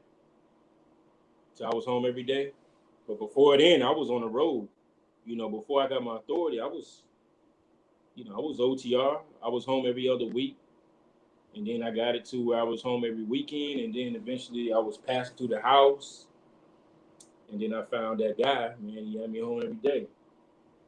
But it's all a process though, man. You got it. You still got it. You still hitting all four corners right now. You over here going to Washington, Maine, Florida. Man. Arizona, back up to Washington. I mean, yeah, go ahead. You keep on doing that. You let me know when you burnt out. I ain't gonna tell you where my next one's going. He's going right back out there too. Shoot. Then You say you was a like Lakers all over fan San yesterday. Diego. He's still in rookie mode, man.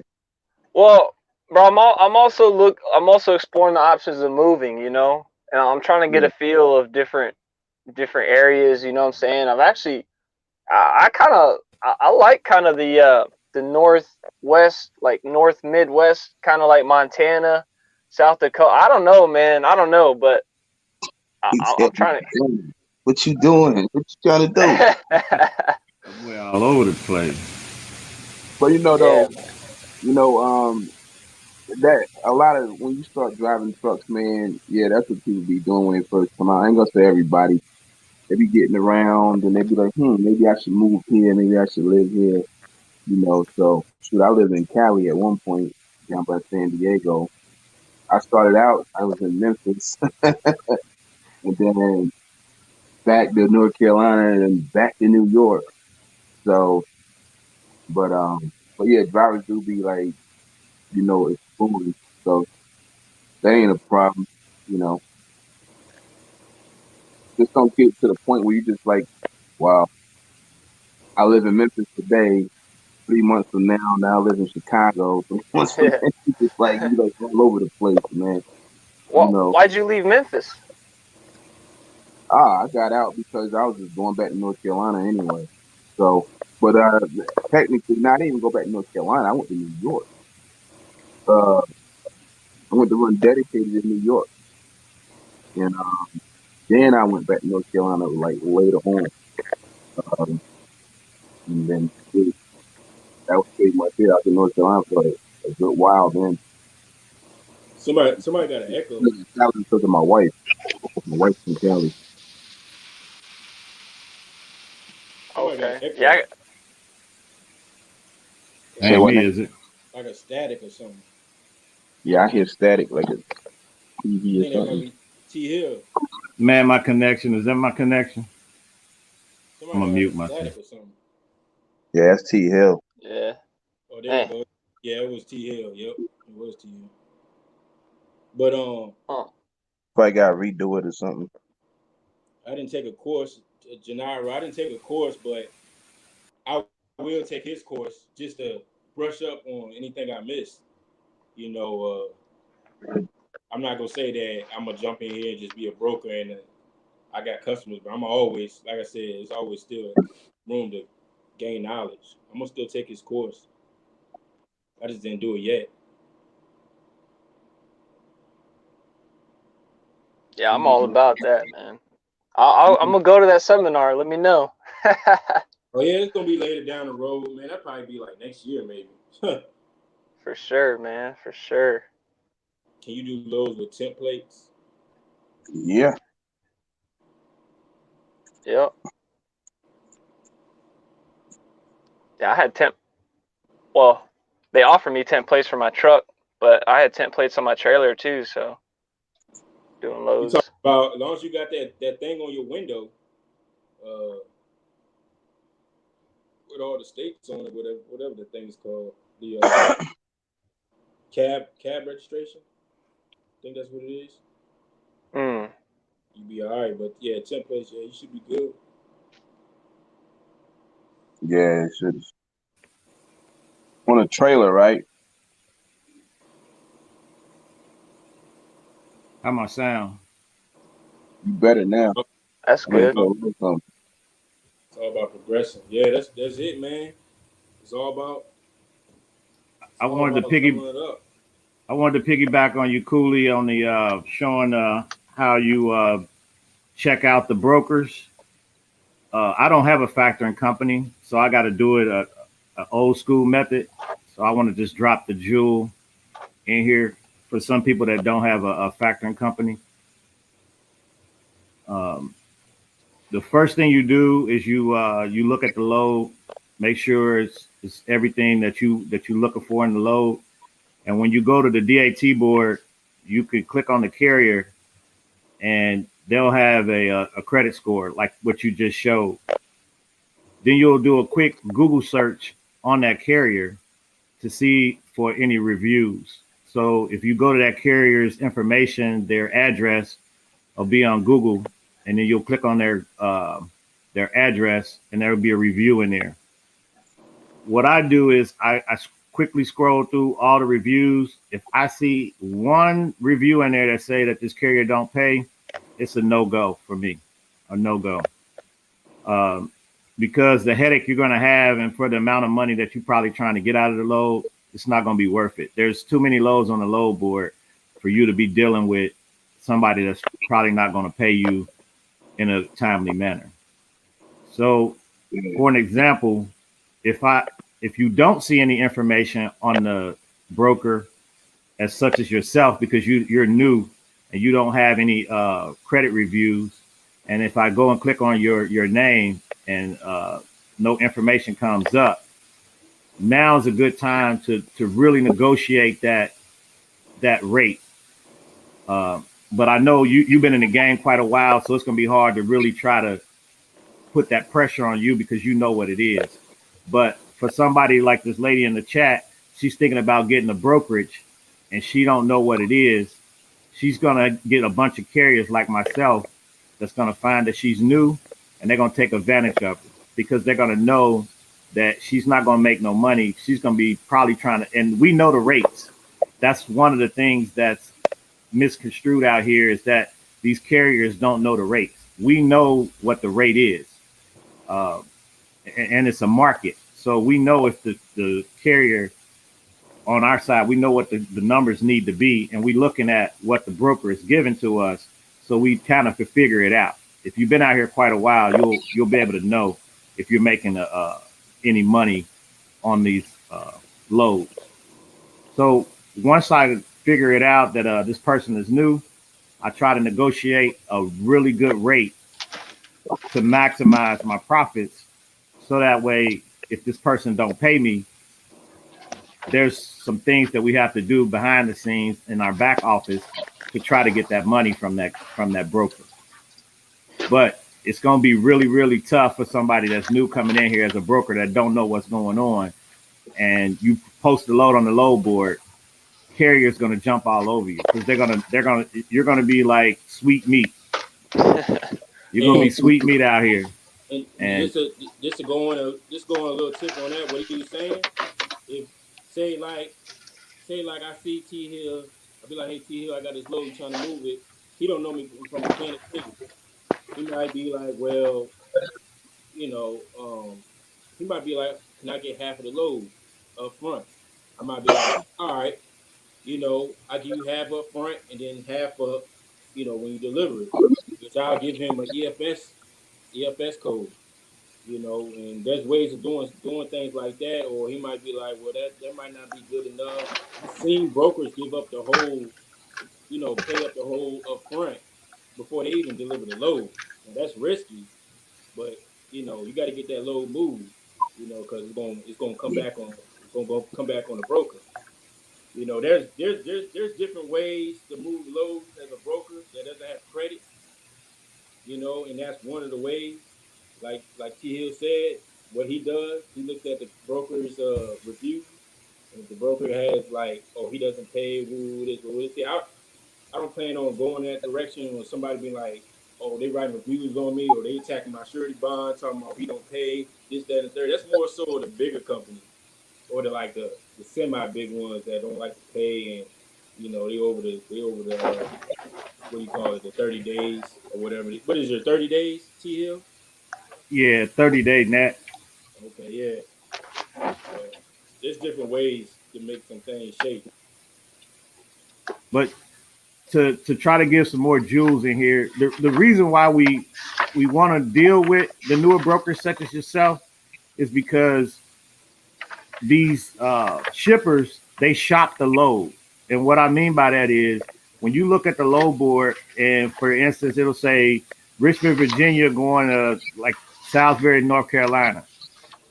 If I see TQL has it, which is a known broker, and then I see you, K&L Logistics got it. If you got it, I know that the shipper is shopping the load. That means they put out an email to all the brokers that qualify to deal with this shipper, and they shop the load. That means that they're going to put this load out there on the load board. And when I'm not even calling TQL when I see that, because I know Yeah, they cheat.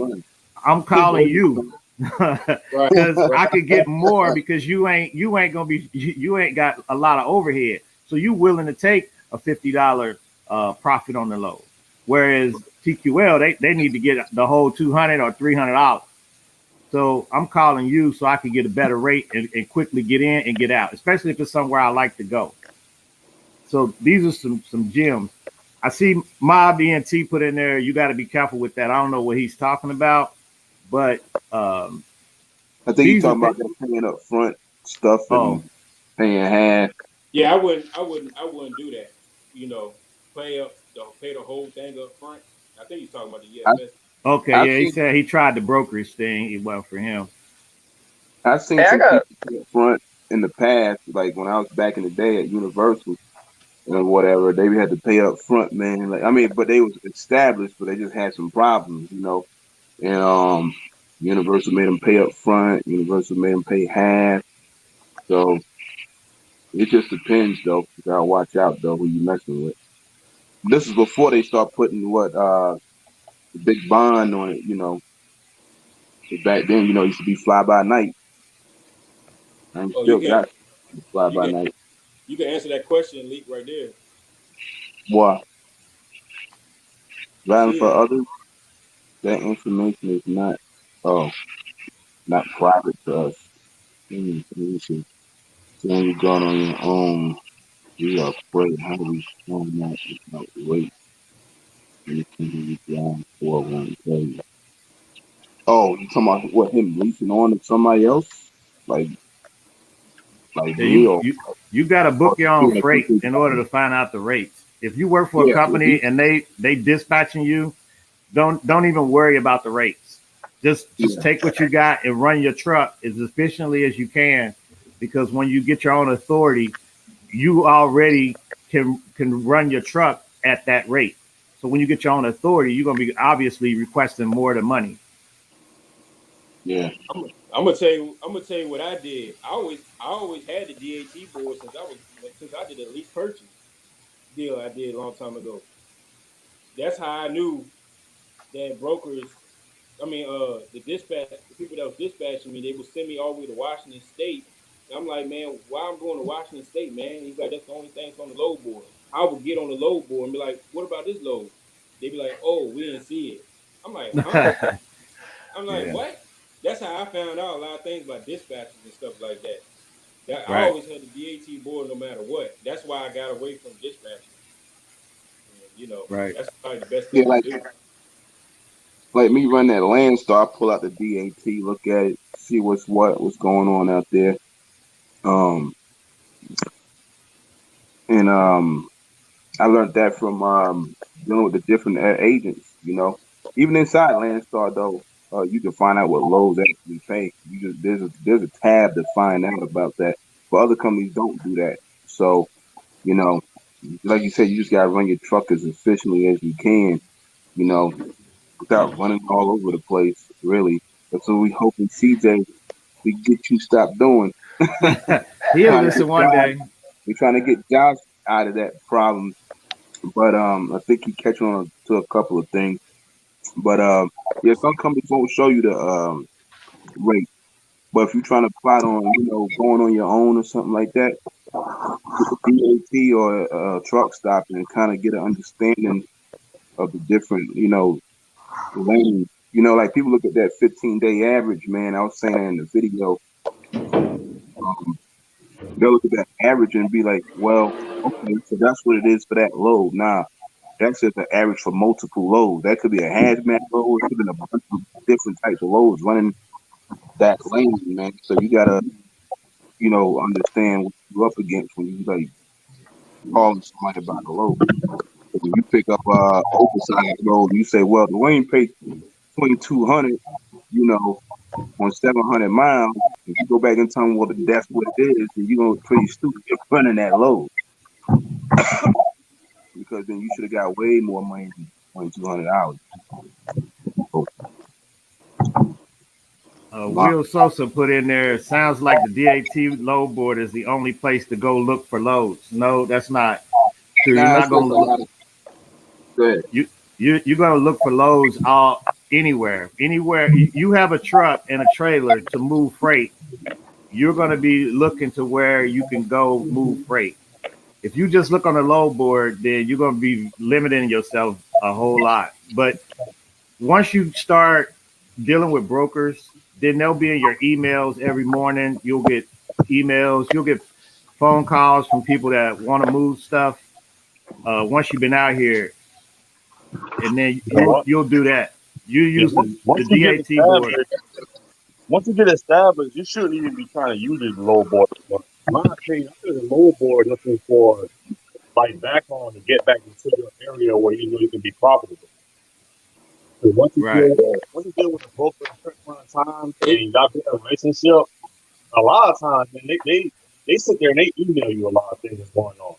They email you about a lot of loads that are available. They email you about capacity loads, so on and so forth.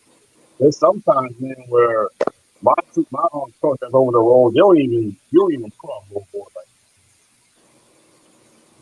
that. Somebody's mic is messed up. I can't. That's Mob. Staticky and So somebody. you got it on speaker or something. Mob, you got it on speaker? Hold on. Somebody's staticky. T Hill. Does that mean let me mute? Let me mute and see if that's. Oh, it's No, T that Hill. was Mob. I think. No, it's T Hill. Huh. Static is Is gone. that me? Oh, you good? You Yeah, good. I can hear you, Mob. You It good. was T Hill. Something wrong with T Hill, John. Yeah, but the thing about the low board, I feel like when a lot of people get their authorities and stuff like that, and they're all 100% dependent on low boards, and I feel like low boards, man, that's the only way to get your foot in the door with something and try to get yourself in a situation where you can either build yourself with a broker or a customer.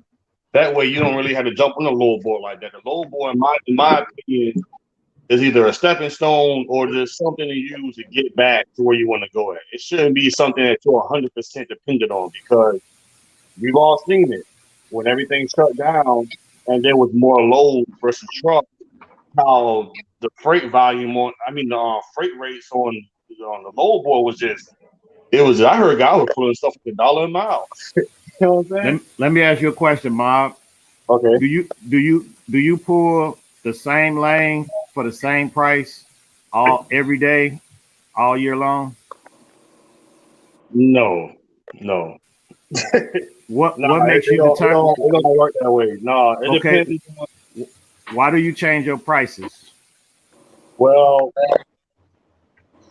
a lot of time it's simply supply and demand, basically. Like I could take. Hold on. Where you get your supply and demand information from? Where I get my supply and demand information from? Yeah. I mean, in my opinion, it's common sense.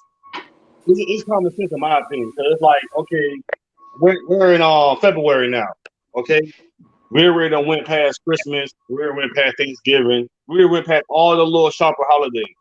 Common sense should tell you that January and February is gonna be a slow month. Common sense will tell you if you're in flatbed, they do most constructions in June and July, August. They do construction when it's hot. So common sense will tell you like in March, April, that's when flatbed freight is going to be ridiculous, because it's going to be steel being moved everywhere, timber being moved everywhere, sand, so on and so forth.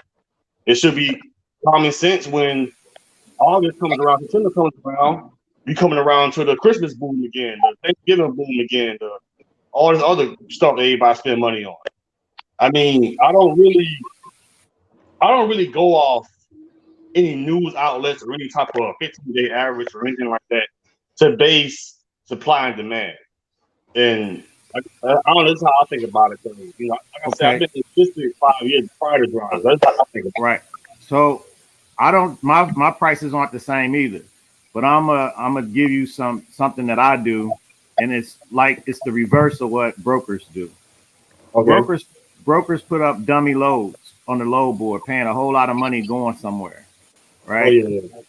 If they get 1,000 calls on that load, then they know you in that area. So the load that they want you to take is now going to be fought against. So I post my truck in an area that I'm not really going to, and I want to see how many brokers call me on that load and Yeah, see. I've done it before. Okay, When I was in so logistics, I used to help the company book find drivers for certain loads and stuff. And sometimes what we used to do, we used to put out a load out there just to see who would basically bite on it. And once we get so many people biting on it, we'll see how low we can go with the freight. Like we might sit there and be like, okay, we're going from Savannah to Midway for $1,000.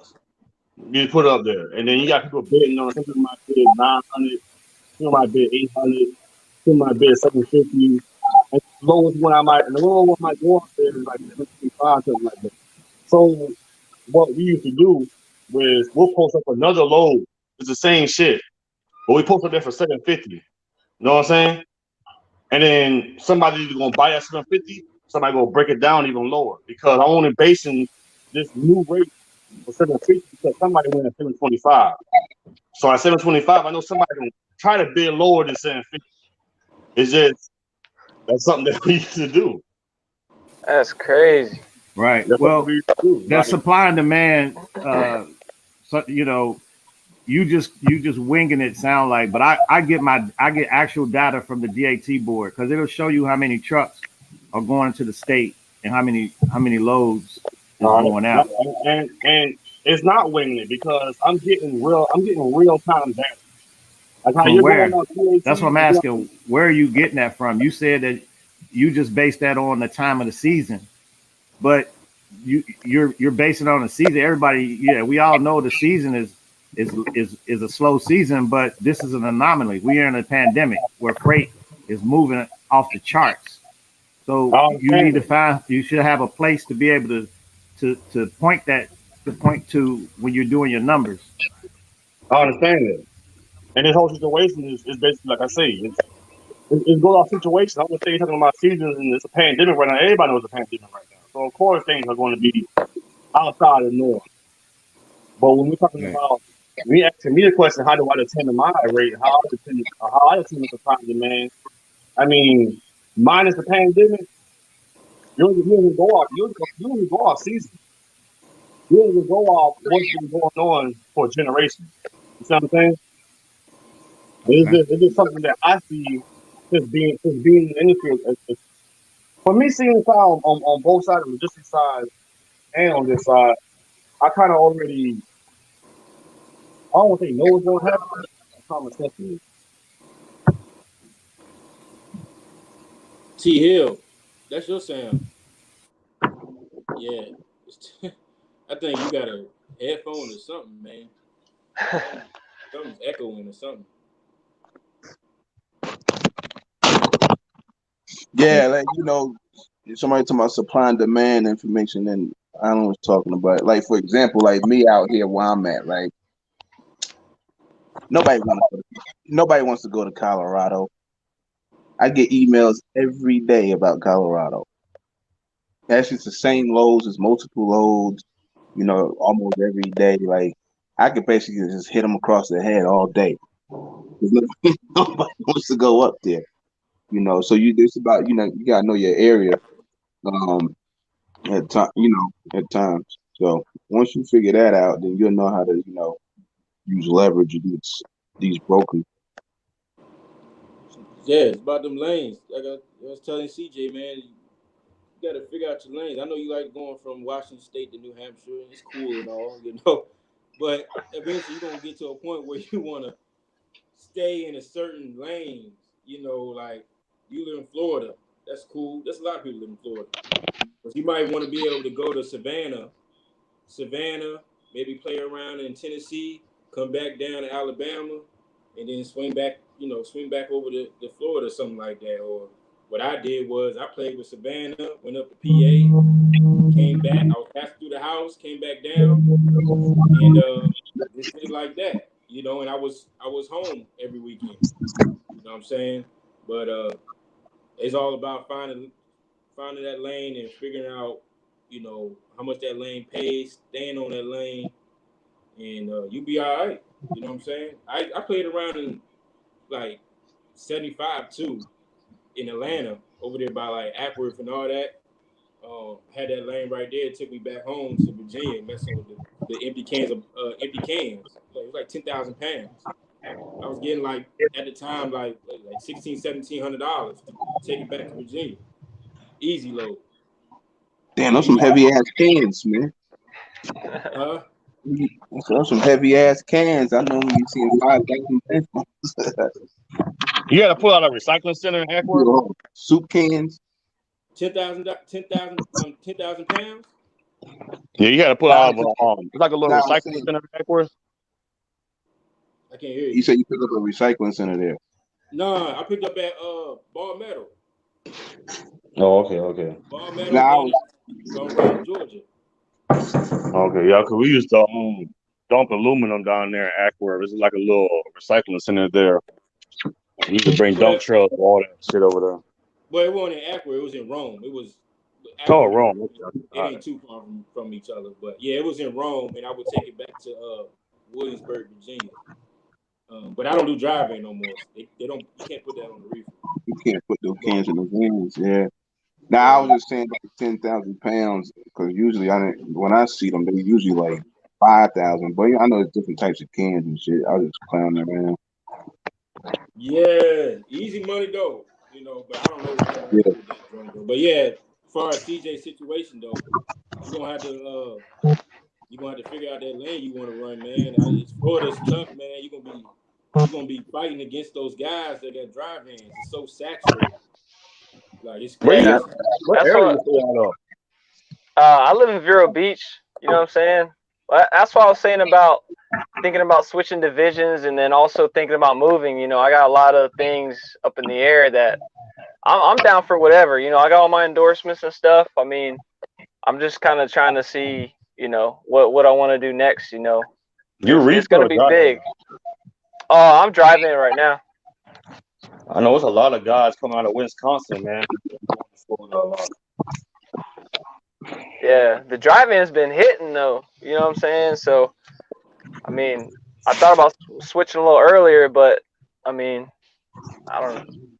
I'm still getting decent loads, so I don't know, man. But I did want to say something about, you know, the load amounts. You know, earlier, the first company I was leased on under, I found out that they were, you know, the broker was getting the load off for a certain amount, and then the company I was leasing on gave me the rate con on a lower rate, and then they took their 10%.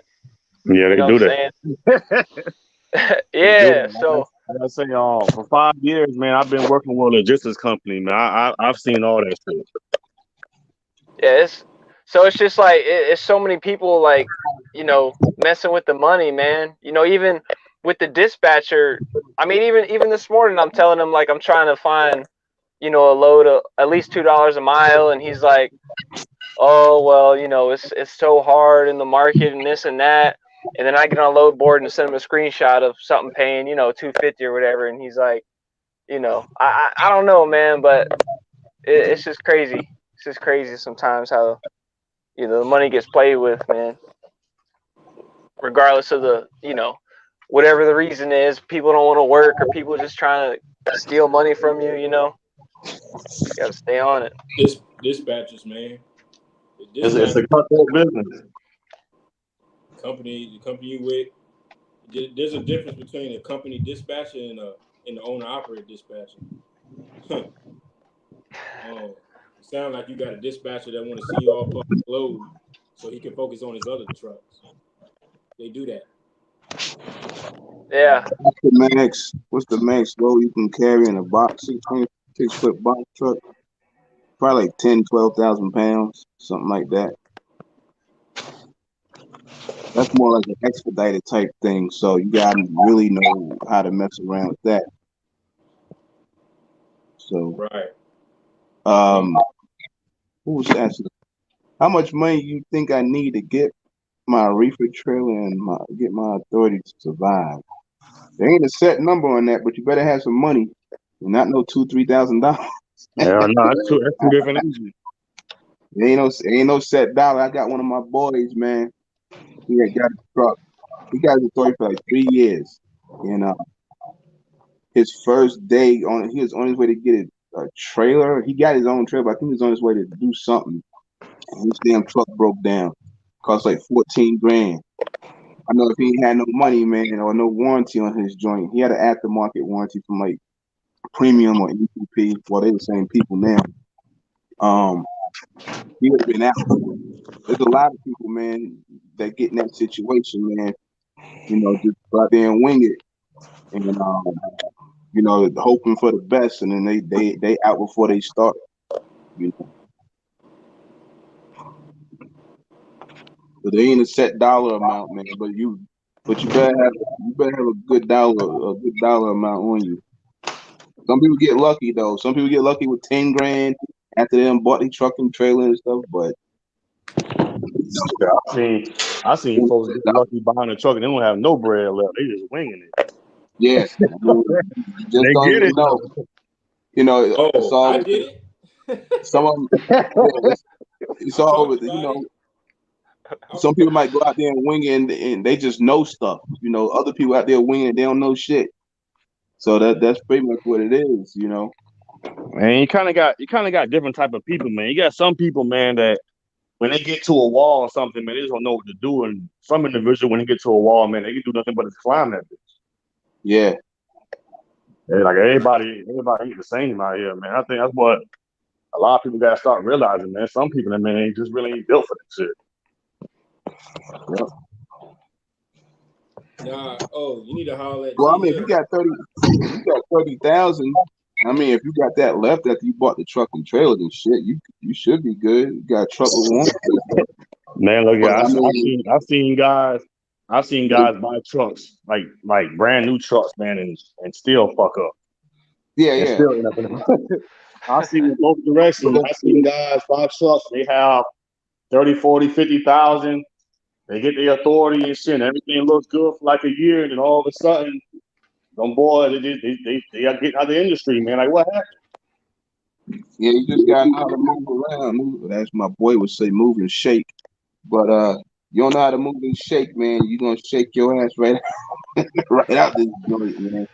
It'll be over for you. So yeah, just because you got 30, 40,000 left over really don't mean nothing. Cause I said recently, I know one time I lost like 80. I ain't gonna 80,000 was gone. Mm-hmm. I'm trying to figure something out here. What the hell happened to 80,000? Like, you know. But Yeah. you sit there like, yo, what the fuck just happened, man? Like, damn, like, you know. But shit be going down. Whatever's going on with business, whatever's going on with personal stuff. But it's definitely more money, more problems, and it's kind of something that I had to learn. It's like you might check your account and you might see this money, and you be like, "Wow, man, I want to do something with this shit." But you know, if you do something to that shit and something happens, man, you're gonna be in a bad position. It's like it's there, but it's not there. Yeah. I mean, I think I got kind of get caught up with, you know, going from company to owner operator and just trying to stay behind the wheel 24/7. You know what I'm saying? And then when it comes to the business and planning and what's going on, man? It came to like the business and planning stuff and budgeting and all that stuff was kind of going to the wayside because I was just so focused on driving. So I think, at least for me, man, that was a big thing. I had to learn to just slow down, drive, but then also focus on the business and budgeting and planning and all that kind of stuff too. It's a big difference going from Swift to owner operator. I know you seen some money. You probably been like, dang, man, they making this kind of money on owner operator. You know what I'm saying? But save that money, man. Put it back into your business and keep stacking it. You're gonna need it. It's coming. It's coming, guys. Hell yeah. What's going on, B-School? What up, bro? Hey, Cooley. Can you hear me? Is that me? Can y'all hear me? I can hear you. Yeah. Yeah. Hey, I just wanted to say congrats, man, on that Appreciate it, man. brokerage there. Yeah, and keep putting that positive out there on that YT, man. We Oh need yeah, that. most definitely, most definitely, most Yeah, definitely. and real quick here, I'm gonna talk to you offline, man. There's a lot of similarities with that brokerage in that real estate. Yeah, it Or is. far I as the, talked about it. far as okay, so you Yeah, I already talked know what about it it a little is. bit. Yeah, Okay, I talked about it a little bit. Most okay. definitely. But we'll link it up, man. We'll chop it up offline. All right, bro. Oh, all right, that's a bet. All right. What up, Link? What up, man? All What's right, up? man. Y'all be easy. All All right, right. man.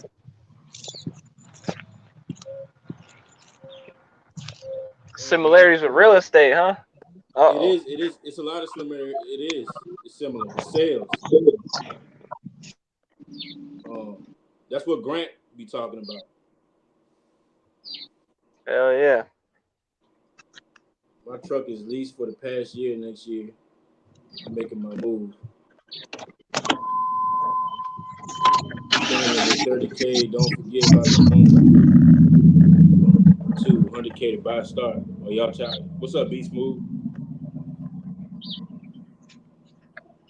Beast Move talking about we need to be driving or you at the house too, ain't you? How you know I'm not driving? Beast Move out here on YouTube arguing with everybody in the comment section. That nigga bored, man. He trolling niggas and shit. All right, starting stuff. He want to start it. He keeps starting stuff with folks, man. I've Oh been man. seeing him, man. He been going from place to place trolling, man. I said this nigga must be bored, bro. These great. Oh man. Shit. Shit, I'm I've about been to be loaded here. I'm about to be off soon. Hey Janara, you need to hit up T Hill. He do Amazon. Yo, I don't know. X, if you watching and just send that text message, it's still good till today. Hey, Mom, you still truck driving? Oh yeah, Calvin League. I did set yeah, up. I mean I Huh? try to things to be covered, man, but I be trying to do other things, man. I got so much shit going on, it's ridiculous. No, I've been I did looking. set up with FEMA. Yeah. Nah, I You the good till FEMA today. joint is cool and all, but you got to get set up with the SAM. That joint is crazy, man. With the whole setup, it takes forever to get set up. I had got set up a long time ago, but I stopped, man. The lady got into it. I'm like, man, y'all make it so hard to get set up with FEMA loads. Like it's crazy. Like I said, forget it. It's crazy, man. FEMA Yeah, loads. Yeah.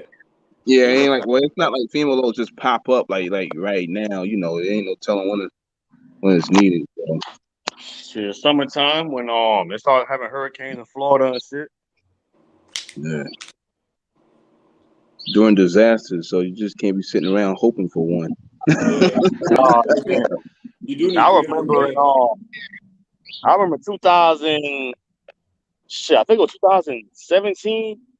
I was pulling dump trailers, man, and hell, we was pulling FEMA loads going to New York, New Jersey for that snowstorm they was having up there. Oh, you talking about? Okay, yeah, I remember that up there. That's when they Yeah, closed the DW and shit. yeah, that shit. It paid damn good money, man, but that shit was sketchy, bro. I'm talking about you'll sit there like it's all good going up there Oh unloaded. yeah, The moment you get unloaded and you empty driving through that shit, it was like, yeah. You weren't talking about that the other night. yeah, a dump trailer shit. I kind of miss doing that shit, man. I mean, there's money in it, man, but it's too much wear and tear in your equipment. Right. Way too much. It is. Yeah, kind of One of my same thing drivers with came sport from too. dumping. Say what now? I said one of my drivers came from dumping. He was killing his trailer, man. I mean, killing his truck. Yeah, He was killing his yeah. It's truck. cause you gotta think about it, man. We was competing with dump trucks, bro. So it's like Wherever a dump truck can get into, man, they expect you to get that big ass truck and trailer in there too. And if it's like certain weather environments, like snow and ice and stuff like that, they love for you to bring salt. They also bring salt or whatever down there. But it's like once you leave that bitch, bro, it's like you're a Cinderella, man. Skating on ice through that motherfucker, man.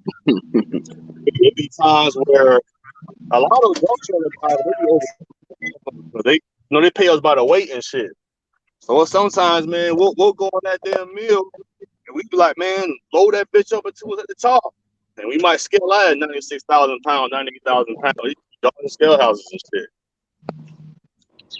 I remember doing that shit. It was fun, but it was, like I said, that shit used to get the quicken up.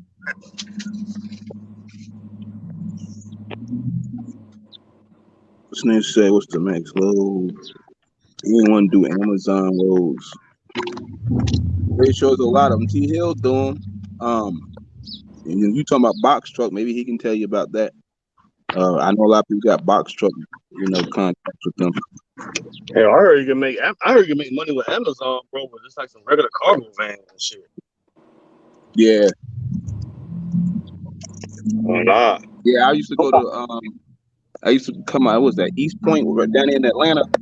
Yeah. And I used to pick up over there, go to like Charlotte, and the other one up there by Raleigh or whatever. Paying $1,600-$1,800 just to go that short, And I used to see them box trucks in Atlanta. They be backed up all day in there. Yeah, I don't say all day, but I'm probably the only driver, man. I don't fuck with Amazon, bro. I just don't. I had a bad taste with them in my mouth from when they first started cranking up real hard. I don't fuck with them. Yeah, so I ain't pulled the Amazon load in a couple of years, but now they got all this going. Everybody, their mom trying to sign up with them, man. That's the goal. Man, people coming out of truck driving school, sign up with Amazon. I'm like, Jesus Christ, man. I'm like, all right. I think it's not a good look, but in the long run. But hey, ain't Amazon was that company that they wanted you to like tell all your expenses, how much you made, how much it cost you to operate, all the other stuff like that? Wasn't that Amazon? I don't know. I know there's like one or two of the people out there be trying to pull that crap. That catch me in the truck.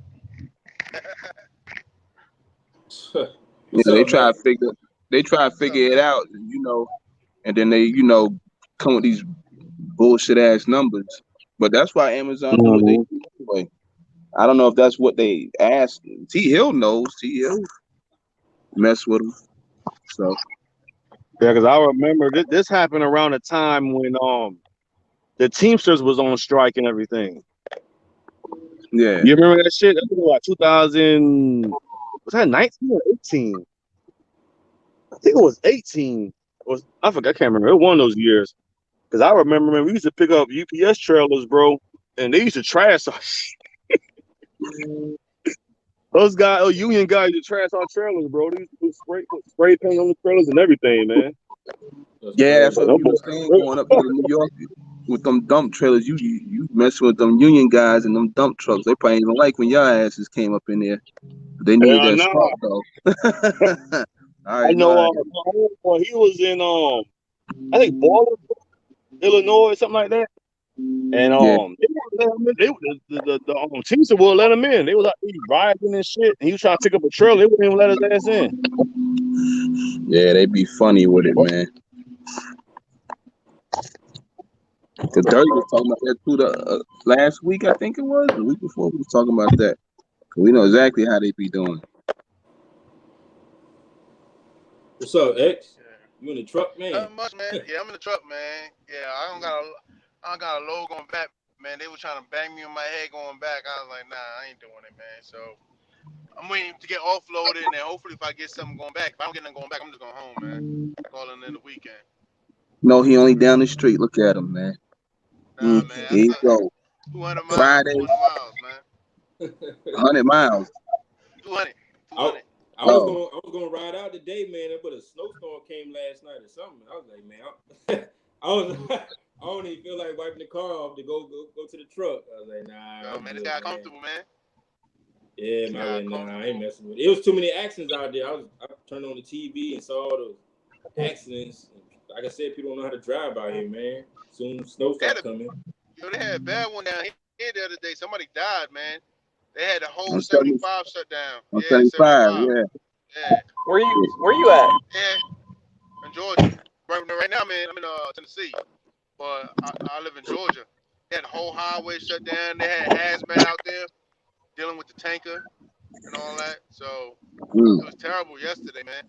And then when I was coming back, another accident happened at those spots. So they had the tanker on the side. They was dealing with it, and then another accident happened. So What up, Buddha? it was terrible. It was terrible down here. But it was because rain, man. When it rains in Atlanta, man, these folks can't drive, man. Yeah, that one in Fort Worth was Yeah, y'all crazy. seen that? Y'all seen Yeah, that shit happen in Dallas, bro? Yeah, yeah, I that seen one it. was crazy. FedEx Graham about to have that lawsuit. Oh yeah. They got they People Man, was like, suing. FedEx been got them out they record. Every time you go see a pileup, you always see a you FedEx always trailer in see there. FedEx with it. Yep. FedEx and UPS, man, because they got it run FedEx on at UPS, night. bro. They run that shit at night. It's Yep. telling you, FedEx, FedEx, UPS, UPS, all of Amazon. LTLs. You always see them in the ditches in the winter time. Yep. You Mm-hmm. know, always So see them in the ditches because they run no matter what. If a blizzard, they still Yeah, gotta they get it run no there. matter what. And it's a lot of Yeah. time them gotta be light. They don't be having no weight or nothing. yeah, they tried that with me in Colorado one night. It was like I picked up like a 2,000 pound FedEx load going from Denver to Grand Junction. I come over the hill, man. It was a blizzard like a motherfucker up there. I was like, bro, I can't even see nothing. I was like sliding all over the place. They asked me where I'm at. Bitch, I am not coming over there. That plane better wait or he can leave. Like I come there, the plane was still there. That plane Terrible, was still man. sitting there when I got there. I got there like 10 hours later. It was crazy. They're gonna sue the city. It probably is. They need Whoever to, was in man, that, because places yeah. that Now I'm saying whoever, they be teaming. Whoever was in that bunk, hopefully they was in the bottom bunk. I know when I was training, I ain't sleeping in that man's bed, man. I slept on the top bunk. I was like, man, I take my chances, bro. I'm not sleeping in your bed. You But use whoever that was in yeah, net. that, Use that net. nah, yeah, I didn't factory use the joint. net. I just got up real close to the little corner, brace for it, man. That I shit ain't use ain't that gonna net. save shit, that It ain't gonna plastic save ball. shit, yeah. It over with, man. That shit flip Them over, tell shits your brain to cool it. Yeah. them shits be breaking and nobody in the back, man. Freightliners and shit. Nah. You ain't Yeah. saving nothing Oh when you get We shit. ain't got them in the Kentworths, but they got them in the freight line. They got a little net man, in I there. can't. Yeah, shit. I can't even sleep in that kind of situation, man. That's It's They terrible, should have. bro. I Terrible. thought it was under the mattress. Oh, Terrible. Now they had. I I don't ain't think they got had it. one. I think they had it for the I don't think bottom so. bunk. We had a net for the bottom bunk. It's not for the Might top, be cause one. you're not supposed to be in the Oh yeah, top. nah, yeah, the top ain't designed. Yeah, top not Yeah. designed for going down the road. So Yeah, The that bottom was bunk. new to me when I was in training, but I was on that top bunk the whole time. Me too. hell yeah. Yeah, me too. Actually, no, that I actually, yo, don't remember. you don't know what, you don't know what's going down there. I ain't sleeping on nobody's bed, dog. That was like, nah, man, I'm good, bro. I sleep up Oh here. yeah, I was I in just training. I'll never don't hit forget. nothing. Don't hit I fucked nothing. around and my co-driver was telling me man, it's snowing, it's snowing. I look out the damn curtains, man, it was nothing but ice everywhere. And I'm like, oh shit, I said, don't kill us, bro. I get on the top bunk right back. Word, man. Yeah, I mean, But I wasn't though. I don't There know. you go. There you go, right there. X. A question Yeah. for you. So what's a good dollar per mile rate? It depends on what you need, man. Cause what's good for me may not be what's good for you. You gotta factor in your overall expenses, but usually anywhere from 2 to 350 a mile, you should be able to make money. I don't like to be at $2 a mile. I try to be at like $3, but sometimes you can't do that. Sometimes you at 250, $2, but usually if you had $2 a mile, you should be able to make money, but you always try to get as much as you can get. So yeah, it all depends. Because if your expenses is high, then $2 a mile may not work for you. You might need 250, $3 a mile, but end up like them dudes. Remember them dudes that went to Washington when the race went down? They was crying. he gonna end up like them. Mm-hmm. Cause when the rates drop, Yeah. you ain't gonna be making no money. It's gonna be hard to put on mile when the rates really drop. So, And not even, man, when you do make your money, you know how to save that shit, man. Cause it's like, yeah, bro, I never understood how some of these guys been doing this job for 20 something years, and then all of a sudden, when the market goes down for a few months, you all out of business. I don't understand it. that's money. Yeah, spending every They day. You gotta lifestyle. put stuff away. Yeah, you gotta put stuff Part of away. it And is they fake ass lifestyle. Part of it is they won't move their truck for like $8 a mile unless they get like $8 a mile. You hear them at the table talking about I don't right, move nothing unless it's like $4.50 a mile. Then you find out right. yeah he sat 2-3 days to pick up a load to go 150 miles that paid $4 a mile. Like bro, like like stop it, man. Like you know I've been looking at those super lows and heavy haulers. Yeah. Those guys are getting like $28 to $40 a mile and shit, bro. When the yeah rates But drop, but they that's be a lot hurting of too. money. Like them trailers, They 28. got a lot of They got a yeah, lot of like risk too. 28 to $40 a mile. But you gotta understand, man, them trailers they be having, them trailers like Yeah, $250,000, bro. yeah. Like that shit man, ain't cheap. Expensive. And they might Yeah, be getting that specialized. money. One second, man. They I be gotta moving go every see if this day. dude need the bills. 1 second. man. That's what you do, Lee. You do heavy hauling, don't you? Huh? You do heavy hauling? Not really. Nah, the heaviest shit I ever pulled was about 60,000 on my step deck, and I was close to it, man. I pulled up in the California scale. I was like, these niggas about to eat my ass up, man. but I had the banners out, so they let me move on with it. So it was a short load too. It was like 110 miles, paying like I forgot like 4 grand, some crazy shit. Mm-hmm. The permit was only like I forget $20, some crazy shit. It was a California move. You close to it. I mean, Hey, I'm sure your stepdads can pull it. You close. yeah, it Yeah, depends on what the trailer rated for. So yeah, I was bumping it. So because other trailers is rated for a higher weight than mine. So yeah. I know they talk about those trailers that they had like the stinger and everything on them. No one they got like yeah, unstacked like the 12, 13 axle joints. yeah, yeah. They be moving some shit with those. Yeah, they be moving like 100,000 pounds, 200,000 pound loads. Yeah. Damn. And then when you done and you stacking them back up, you still need an oversized Yeah, permit you in still some cases. It's still too big. yeah. Everywhere you go, you overweight. Even when you in You got Florida, overweight. you gotta have a Damn. blanket. You gotta have that blanket. That's why I used to get away with a lot of stuff. I was like, damn, man, because I pulled a lot of oversized loads. I said, yo, trying to be smart with this. And I started getting those blanket permits. Huh? What you say? That's just static or something. Man, static. Oh, that's What you me. say? That was me. I don't know. It's good No, now. you good. Cooley was saying something. Yeah. Cooley said Man. something. Oh I no, I thought. ain't saying nothing. Oh, but yeah, I had to, deal with them oversized loads. I had to get them blanket permits. Like some states be doing it different, man. Like I was in Virginia one day. You can get a oversized permit, man, and you could be waiting like 2-3 days for this joint, man.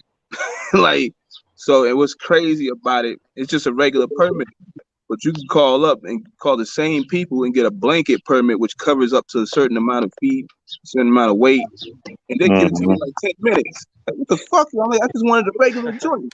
You mean Yeah, I you know.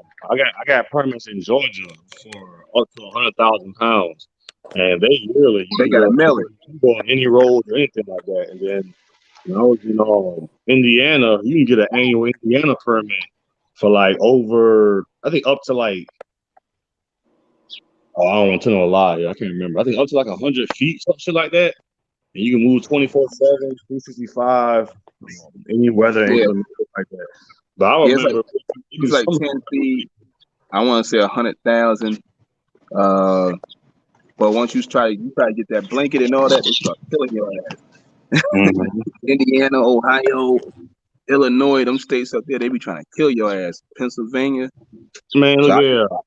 I was carrying a load from Indiana all the way to Governor, New York, like way upstate. And Indiana is all good. You do what you want to do, man. You go through Ohio, Pennsylvania, New York. You got time restrictions. You got speed restrictions. I'm like, man, I was halfway through Ohio doing like 55. They say you can't do nothing but 55 miles an hour. To the point, I was like, man, fuck this shit. I'm not cranking. Yo, the majority of most of the level 1 inspections I got was in Ohio. Always Ohio. Yeah, Yeah, I anything got close one to in New Ohio. Jersey. I think out of 4 years I've been driving, bro, I only went an inspection once. I only had one Oh, inspection. yeah. Nah, I had a couple. I haven't had none since I had my authority. Because I haven't been going anywhere. But I had three in Ohio. 3 level 1 in Ohio. I had one in North Carolina and one in Texas and a bunch of level 2s and level 3s and stuff. Yeah. Yeah, I CW. only had one level 1 in New Jersey. Huh. I used to get banged a lot in Georgia, man. You come in Georgia, man. You coming down that damn bypass lane. You think you got it and shit. You riding, and here they come walking outside. Yeah, I go around. I go around every Georgia scale, man. I'm born and raised in Georgia. Every scale we got down here, man, I don't touch none of them things, bro. So yeah, I Georgia, the don't only have too many scales you problems. gotta really worry about is in the south, like South Georgia. When you get to North Georgia, them boys don't really come out the scale like that. Unless you go over there Shit, overweight. 75. Shit, You talking 75. about 75? Come on, 75 Bro, I man. go up 75 every 75, day, bro. Bro, bro. I go up 75 every single day, bro. I live off 75. And Man, I them don't two have it. joints coming Bro, over Never, by never. them, As them long as two you you can go talking over joints by that about, you talking Chattanooga. about that scale house by like exit 190 and shit. That scale house right there on 75. 190 Like where I it's think at, 190, like in 190. Macon, Macon. Nah, he 190. Oh, you talking about okay, Forsyth. Yeah. Forsyth, they get out there, but I ain't really going Yeah, there too down much there with. by Macon. Yeah, they'll get you down there. That's what I'm saying. Anything south of Atlanta down there, yeah, they get you. I Especially don't know, like man. I've been intermodal. seeing them up there by Chattanooga, man. They, Nah, I done got every time I come through there, they checking logbooks. I go to Chattanooga every single day, bro. Never been pulled into the one in Chattanooga. As long as you go over them scales, light, they're not pulling Oh you yeah, in you unless you right. got They ain't gonna fuck with you. yeah. If you Hey, overweight, yeah, they're gonna pull you in. they got questions for you. I can't answer those elite the flatbed questions, the step deck questions. Yeah, I'll be I right was back gonna again. I was gonna go to it. For step that weights over. It depends, man, because they all can pay about the same. But you see, what the step deck is more like little roll. You can roll stuff on with ramps. If you got the ramps, you're just dealing with a lot of tall stuff. That's pretty much it with them. I got it for that. And plus, I was tired of climbing on top of a flatbed, so I could just just step on the Yeah, bumper and I thought about getting step decks. I just never tried it. I just know with flatbed, like if somebody looking at flatbed, I wouldn't get a 48 for it. If you're getting a flatbed or a step deck, it gotta be a 53. you gotta be 53.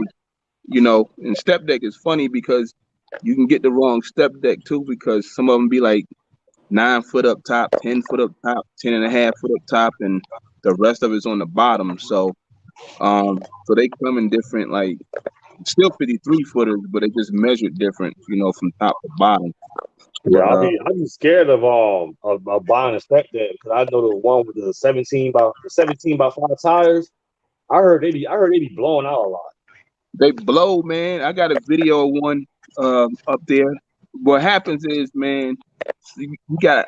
I looked on. I never made a video really about it. I was just looking around at the different tires, the ratings and stuff like that. They got different ratings, and the tires are the same size. So like now I run Continentals on my step deck. It's either Mm-hmm. Continental or it's got to be like uh Bridgestone or Michelin. Goodyear, they got it, but it's kind of hard to find the right one and all that. But the rest of them, I mean, there'd be a couple of off brands that hold up pretty decent, like Black Lions or whatever. But for the most part, you know, some of them tires you can't go over 65 miles an hour, man. You Yeah, gotta I heard stop. we have the speed ratings on them. Yeah, you got. Now I think Continental, you can probably run 70. I think 75, but I don't really run like that, so I'm fine. But others, 65, they blowing, man. And when they blow differently. Like some of them got rings in them, some of them don't got rings. Like them tires is made different, man. So you know, but you always gotta have a spare tire because when you blow, man, they probably ain't gonna have your tire.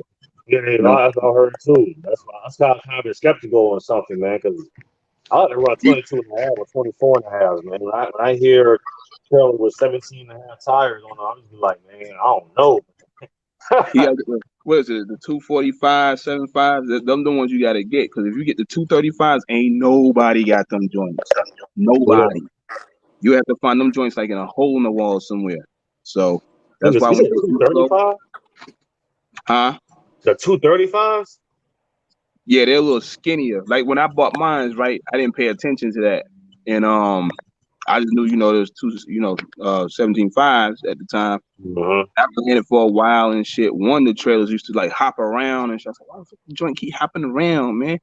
Tires was trash, man. Double coins on there. There's like 14 ply. I was like, yo, you put some damn RV tires on this motherfucker. He said, oh, that's the standard tires that come with. I said, you got me on that one.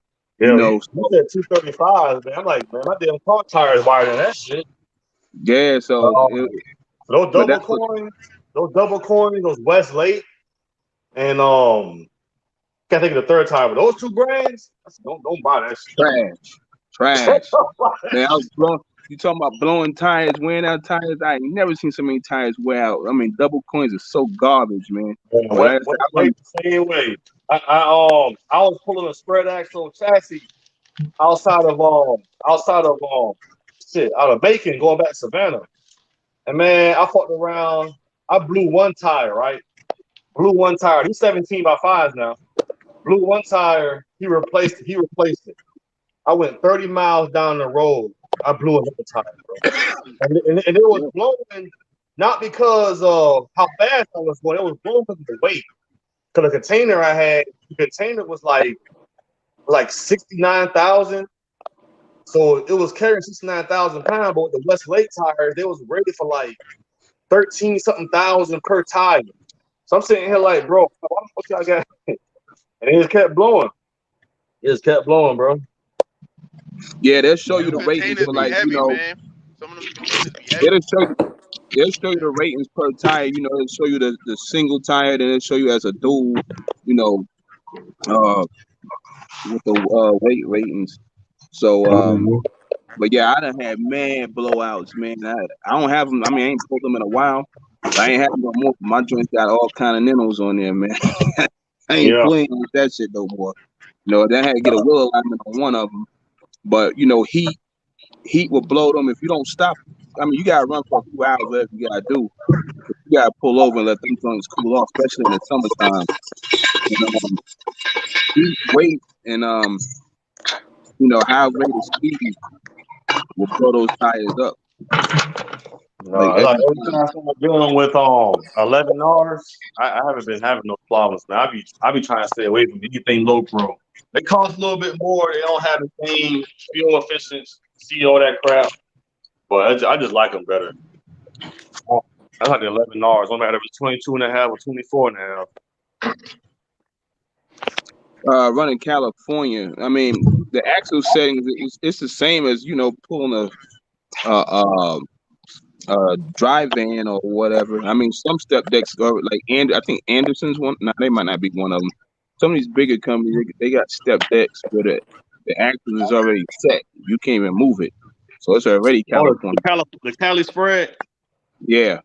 Yeah, but they'll build them with it Cali legal, so you ain't gotta worry about that. Yeah, they ain't nothing but a 53-foot flatbed with the axle still at the same place where the 48-foot was at. Yeah, and so I don't like when it's spread. Like it. All right, so you know with a 53-foot, you got the light in the middle. You know what I'm saying? No matter what the weight is, if you like 40,000 pounds, if you put it in the middle, you're good. You axles. You mess around and Yeah. get a Cali spread, you can't do that shit, man. It gotta be you gotta do the weight distribution differently on those. Yeah. I remember one time I was out there, I picked up some big ass box. It was like 10 wide. I had to top it. I done topped it and everything, man. I thought I had it right, but this was back then. I think I had the Landstar trailer. And I might have had a scale in the truck. I can't remember, but one of them trucks I had. Man, I think I went back to the damn scale like 4 times, man. I went to the scale 4 times. That's how crazy it was, because you can't run spread, like that in Cali. And I don't know 53. So I think I had to move it like a few inches once, and I moved it a few inches again, and I moved it back. I was like, bro, this shit crazy, man. Like, so you gotta have that joint right, I mean, you can run it has to be set. You can run a spread, but it's gotta be set a certain way, Yeah, the spread It's axles gotta that be a I big have, spread. the first axle was set at the 49 foot, and the last axle was set at the 49. Yeah, it's gotta be Way fixed a better. certain way. I forget who runs. Melton runs them fixed spread. They run Cali spreads. Yeah, they run 10 them foot fixed Cali spread. spreads. So Big goofy looking shit. when they I was park trying to somewhere, think of who. I was trying to think of who run those joints. all over the curb and shit. Yeah, I was trying to think of who run them joints. They run them. I think Western Express. I think Western Express runs them too. There go a question for you right there, Express. X. I don't know. Do I need insurance right away if I buy a truck? Now, if you buy the truck cash, the only Bobtail. thing you're gonna need is bobtail to move it, unless you're gonna have it towed to wherever you're gonna work on it. So if you're gonna need insurance to drive it on the road. So if you buy it out cash, you don't need to get insurance, but you're gonna have to have it towed to the shop and then leave it on private property until you're ready to drive it on a public road. Then you're gonna need insurance. But if you go to like a dealer and you get it, they're gonna want you to have physical damage before you leave it. Before you leave the lot, you're gonna have to have physical damage and whatnot. So Yeah, you Before can you get temporary You can get insurance. a temp binder. Yeah. Yeah, you got to say it. So go ahead. Yeah, let's get a temporary binder, man. So you can just once you buy it, you plan on driving it to the shop. You can drive it to the shop and just like I said, just sit it there till you got it fixed up. That's what Lucky's trying to do. Because I used to do that when I got my trucks here in that Landstar. Like, all right, go ahead and throw the temp binder on. They send it real quick. All they wanted is so they could get funded. That's all it is. right. They want to get funded, but you don't want to get caught with your pants down, and you ain't got no coverage and something happens. Right. Mm-hmm. How accurate is the right way? I never had right way, but I guess it really doesn't matter because you don't really hear nobody bashing one brand or the other. They're pretty accurate as long as they calibrate it right. Around what is it, 60? Let me see, 50. It's 60 on my truck. 70. It varies though. Like some of them shits is different. I know my Kenworth at like 60 at 68. That's where 34,000 on the axle. Well, my Freightliner, that should be like 72 or something. You gotta get it 70. It's somewhere around 70. Somewhere around 70. It's gonna be about 34. You'll find out when you get a heavy enough load to go do it. The best way you can judge it is just once you get a heavy load, you're close to 80,000 pounds. Just weigh it. Just weigh it and kind of like just have a mental memory or just make a little mark on it or something like that. Yeah, I did that on the first 44,000 pound load on the step deck. So the step deck and the truck got a scale. So I took a photo of that. I took a photo, of the scale ticket, and I kept it, for every, driver that drove the truck, and they're questioning what I said, bro, they're the same truck, they're the same trailer, they got the same scale, ain't nothing different unless it's out of calibration. So, but yeah, somewhere around 70 truck or trailer most of the time. You're gonna be around 34. I know ever since I started putting that little suspension PSI joint, I ain't never went to a scale house ever since. I mean cat scale ever since. It's kind of judge it. Yeah. Yeah. Probably would. Yeah, I wouldn't pull no tanker for no $2, $3. Nah, I wouldn't. Yeah, you're right though. I wouldn't pull that shit either. But you really don't need a right way. Nah, you can get different ones. It don't matter which one it is. Like I got They a all the same. Hendrickson. I believe it was a Hendrickson setup, and then I got the one that came with the Peterbilt. So as long as they reading around that what we're speaking about, you should be good. You up there around 80, you got a problem. You got a Packard motor? Yeah, I got a Packard. What year? These are 15 models. Okay. I heard Matter the of fact, 15. what's funny is I just opened some mail. I had it sent from my virtual office in Tennessee. I got like mad damn, not recalls, but campaigns, but I already took care of some of them. You know, I don't know why these people ain't send me the damn mail they're supposed to. I guess because of coronavirus. But, Yeah, shit. yeah, some campaigns that are too. Hey, El Ray said, why do company want you to pay escrow even if you bring your own equipment? In case you leave them with Because you owe them bills. money. Yeah, in case you leave them with a fuel bill, or you didn't turn in a bill, or you get tickets, or you didn't pay it, and then after you leave, you know the tickets come in and they find out you owe the government money. They use that money to pay for those things. You know, so even if you bring your own equipment, they usually gonna have some escrow. Some escrow, just in case you leave them with some outstanding bills, so they can take care of it. Yeah, you should get like people be saying like, oh, I never got my escrow back. I always got my escrow back. For the last two companies I was leased on with, I got all my money back. You know what I mean? You just do what you're supposed to do and document it. You know what I mean? So Yeah. I got burnt by FFE one time. You know, they took $7,000 from me. I was almost done paying for the truck. So they smoked my ass and said I owed them 700. You know, but Landstar called me yesterday, now we gonna asked court because for we seven came grand. out. Yeah. Yeah, that was some different shit back then. I wanted to shoot some people. but Landstar called me yesterday asking me about, you know, what's up? Why ain't come out? So I told him my truck in the shop or whatever. I was just doing something, which I'm gonna run a few more weeks and then I'm done. But what you call it?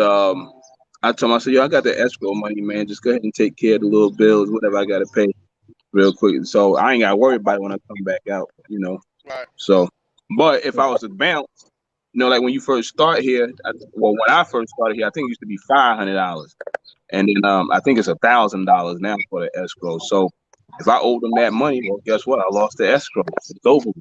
So, but yeah, Right. people be like owing money for fuel taxes, owing money because they got some tires and something. So, you know, fines. So that's why they had that 45 days. Technically, it becomes like 50 something days because you got to send it in the mail, or depending on when that 45th day Right. hit, did it hit on a Saturday or what, you know. But some companies you get it back, some companies you won't. Yeah. Yeah. They So got Some 90 companies I days. leased on, I got it back, man. But you know, I send emails. Like when I send them back the equipment, you know, like the ELD and all that, I take pictures of it. You know what I mean? I send it to them, and then I email up the picture, and I email them the tracking number. So I got all my money back. You know what I mean? So yeah, you just gotta yeah, document it. You know what I mean? And don't let them play with you. yeah, because like they be Yeah. wanting, they like my red truck. I canceled my red truck, right? And with Landstar recently, I was only paying like nothing, basically a month for the damn thing to be on. But they asked me about it because I didn't do an inspection. I was just like, I ain't bringing it back on, man. I just pulled it out to run it because it was, you know, because of what happened. Right. But basically, I gotta go out there, take the stickers off the truck, take the license plate off the truck. I got my 2021 permits, put them all in the envelope, send them back. I get my escrow back. I didn't drive the truck this year, so you know, there's no IFTA bills, there's no other bills where I owe them money, so they'll give me my little money Yeah. back for that. Yeah. I was telling them I want my money, man. And then you gotta know when. The hell? You say you gotta know when it went off. You must got. Oh, here you go. Right here. Oh, Yeah, when CJ you paying about to, monthly right now. yeah, y'all get me? Yeah, when you about to leave a company, you gotta do it the right way, man. Don't be running a bunch of loads and then submitting your bills and then leaving the company thinking, nah, man, because they're going to, a lot of times what these companies will do, they'll hold on to your escrow and they'll hold on to like your last settlement. So you got to like take a week off, you know what I mean? Then be like, after you get paid, then be like, yeah, I'm bouncing. Because they're going to hold that way they only get the escrow. They don't get your last settlement in the escrow. Because Yeah, they'll hold on to that joint. They're going to cut your fuel card off. As soon as you tell them you're leaving, they're cutting off your fuel card. And yeah. then they're We going talked they're gonna about hold that. on to your lows. Yeah, You happy to Yeah, they did leave? that to me when I left Carolina. They could cut off the fuel card. I didn't care because I had my own fuel card, but they cut that joint off, and I had like one bill outstanding. The bill I used to get back to the house, $1,000. So I didn't get my. They held on to the $1,000, and they held on to my escrow, which was like $2,600 or something like that. But they gave it all back. I Prime, got all my money back. Prime did that to me back in '04. Yeah, Yeah, they did they that hold on to. shit to me. I was talking about they sending a letter to my house if I don't come out in 5 days or something like that. I was like, bro, you ain't even got to send no letter, man. I bring you the truck. It's nothing. I knew it was over right when they gave me a dummy load with no rate on it. I was just like, all right, whatever. Yeah, they just want to get back. Yeah, they playing, keep I was like, playing here's your them truck. games, You ain't worried man. about it. You Yeah, it's got it. also good to have your own tags and your own bobtail too, man. Because Yeah, if you run under Yeah, their own tags and their own insurance, their own everything, man, they can really shut your whole operation down wherever you shut at. it down. Have your own fuel yeah. card too. You be in Wyoming, That they Yeah, don't do happened. something to piss you off, and they'll shut off that fuel card. What you gonna do? You in Wyoming, you got your own fuel card Done. or some money to the side. Fill up your tank and you just drive, man. So when I got Two my times. truck, I got my own tax. You know what I mean? I went and got my Two own times hmm tax. that. yeah, Two it's times good. that It's happened good to when me. even if you're an owner operator, it don't matter if you're in your own authority or you leased on, man. It's always beneficial to you more to have your own fuel card than use theirs. Yep. Yeah. You can Two build your own times. credit. Two times that happened to me. One time I was a company driver. I was at night, and they basically left me hanging in the wind because I guess they got mad because their trailer got stolen. You know, their Uh, load got stolen, and they didn't give me no bus ticket, nothing. I got a bus ticket from Greyhound, and I came back to North Carolina, got my car off the yard. The other time it happened, that's why you gotta have a little credit card or something, have a couple of bucks, because ain't no yeah. telling what these companies will do. The Yep. other They Yeah, time play, happened bro. yeah. bad when I had my fallout with them, and they canceled me out. And I had my own North Carolina tags and stuff, and I bounced. I just went on home and shit, you know. Only thing I didn't do was my logbook, and I pull up at that scale 120 in Georgia. They was like, "Yo, what did you doing, man?" I was like, "Yo, it's over for me. I'm going home." He was like, "Yo," he was like, "Next time, man, you better do your logbook, man." I said, "I just got my joint canceled, man. I ain't even got a lease. I'm going home." So, but yeah, man, you gotta have something. You gotta have your tag Yeah. and all that. At least that bobtail when it's all said and done, when they cancel your ass, Yeah. Go you get it. know. Yeah, Yeah. yeah. You always gotta come. They always say CYA for a reason, man. It don't matter if you're a company driver or what, man. You gotta have something to fall back on, man, because it's trucking, man. It's cutthroat. They'll leave you out there, bro. And then what they'll do, the carriers, what they'll do, they'll put their name on your insurance policy. So when you have any claim, the money be going to them and shit. Nah, dog, get everything if you could get your bottle in your own Your company own. name. Get your fuel card and get your own fuel card. Put away a couple dollars because yeah, that's how they control you.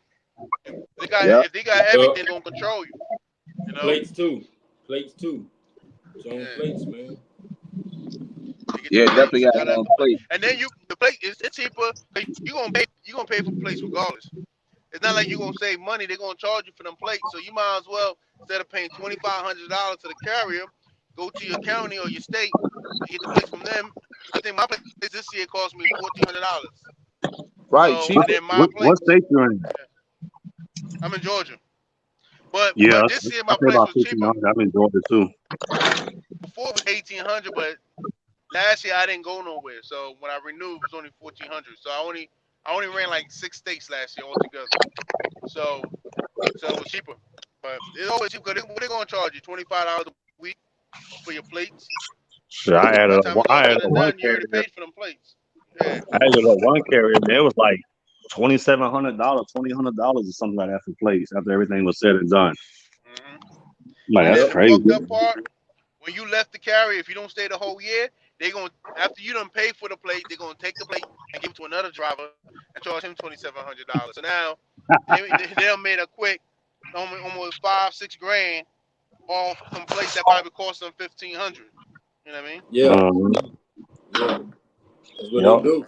That's why I say if you own an operator, you leased on, get your own plates, man. Try to Gonna pay tell for your it boy anyway. Josh. I try to Yep. tell Josh. Even with some carriers, you know how when you use a fuel card in certain places, they'll charge you Yeah, like what is it? A user fee or something like that. yeah, Yeah, like Like $2. $2.50 or $1, some shit like that. That shit adds up, bro. yeah. And then Yeah. think about it too. When you leased on, they give you a fuel card. They might have a discount for like 50 cents. They tell you your discount 30 cents. You see what I'm saying? Because the price you see on the pump is not the price you're gonna pay. Because when I swipe my card, it show one price. When I get my fuel settlement, it's a different price. So they might tell you, yeah, you get 30 cents off at the pump. Sell you a bill showing you got 30 cents off when the carrier actually get 50 cents off. See what I'm saying? So Mm-hmm. now they making That's money off true. you when you're fueling. Just get your own fuel card, man. You know, And Mm-hmm. some of them, get your own and fuel some of them won't even show you the discount period of what you saved. I remember No, back you then, don't. you Now, know, I'm gonna tell you what I experienced one time. They had they had something on their the little tablet they gave us where you can find your fuel stops and they tell you how much you're paying for versus the pump price. So I might go somewhere and on a little tablet, they'll say it's $2 a gallon. I might pump my fuel there, and then when I get my settlement, I used to look at it and say it was 210, 220, so on and so forth. I'm saying here like no, what? Like I had to write that shit down, bro. Write Yeah. down, keep a track of it. I also noticed that pilot in Port Wentworth, right outside Savannah. Hell, you mess around and pump your fuel. The pump will say you pumped 100 gallons, and maybe $200, some stuff like that. You'll go inside the store and you get your receipt, and your receipt will sit here and say you pumped 102 gallons. I've seen that before. Right. I'm Yeah, like, man, you gotta be in your P's and Q's with everything, man. It's like they try to get yeah. you from every direction. Sosa, you gotta call up one of the fuel call up EFS or Com Data. What's the other one? Is it Nastic? Nastic? Nasty, I think Nasty go off your credit. I don't know, Yeah. but TSD also is a good one. There you go, TSD. Yeah. So you gotta call them one up, and then they're gonna run your credit and all of that, and then you get a fuel card, and then you just find out what place give you the best discount. Like my fuel card, I got EFS now. I used to have Com Data, but I like EFS better because the app works better. I don't have to go online because I It's do everything from mobile. my phone. It's mobile So friendly. It's more mobile friendly. what now? That says more mobile friendly. The Yeah, it's more EFS. mobile friendly.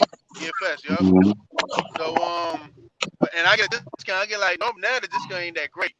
But before I was getting like 30 cents off, 40 cents off at Circle K, and I live right by the Circle K.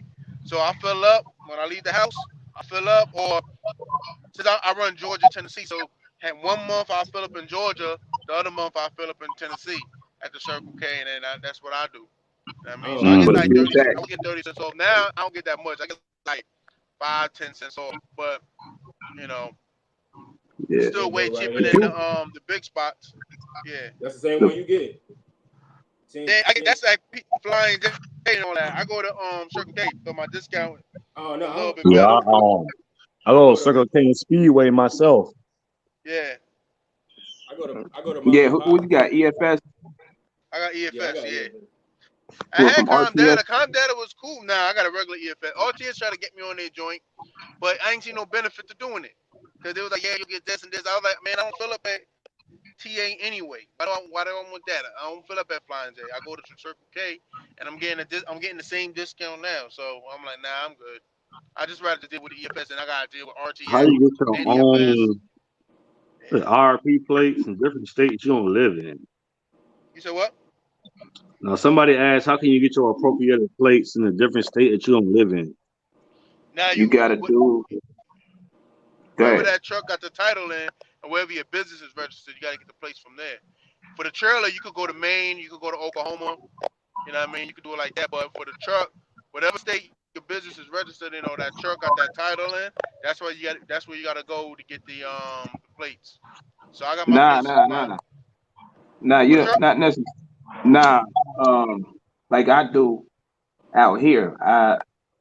I got a business license in Tennessee, a virtual Yeah, office in Tennessee.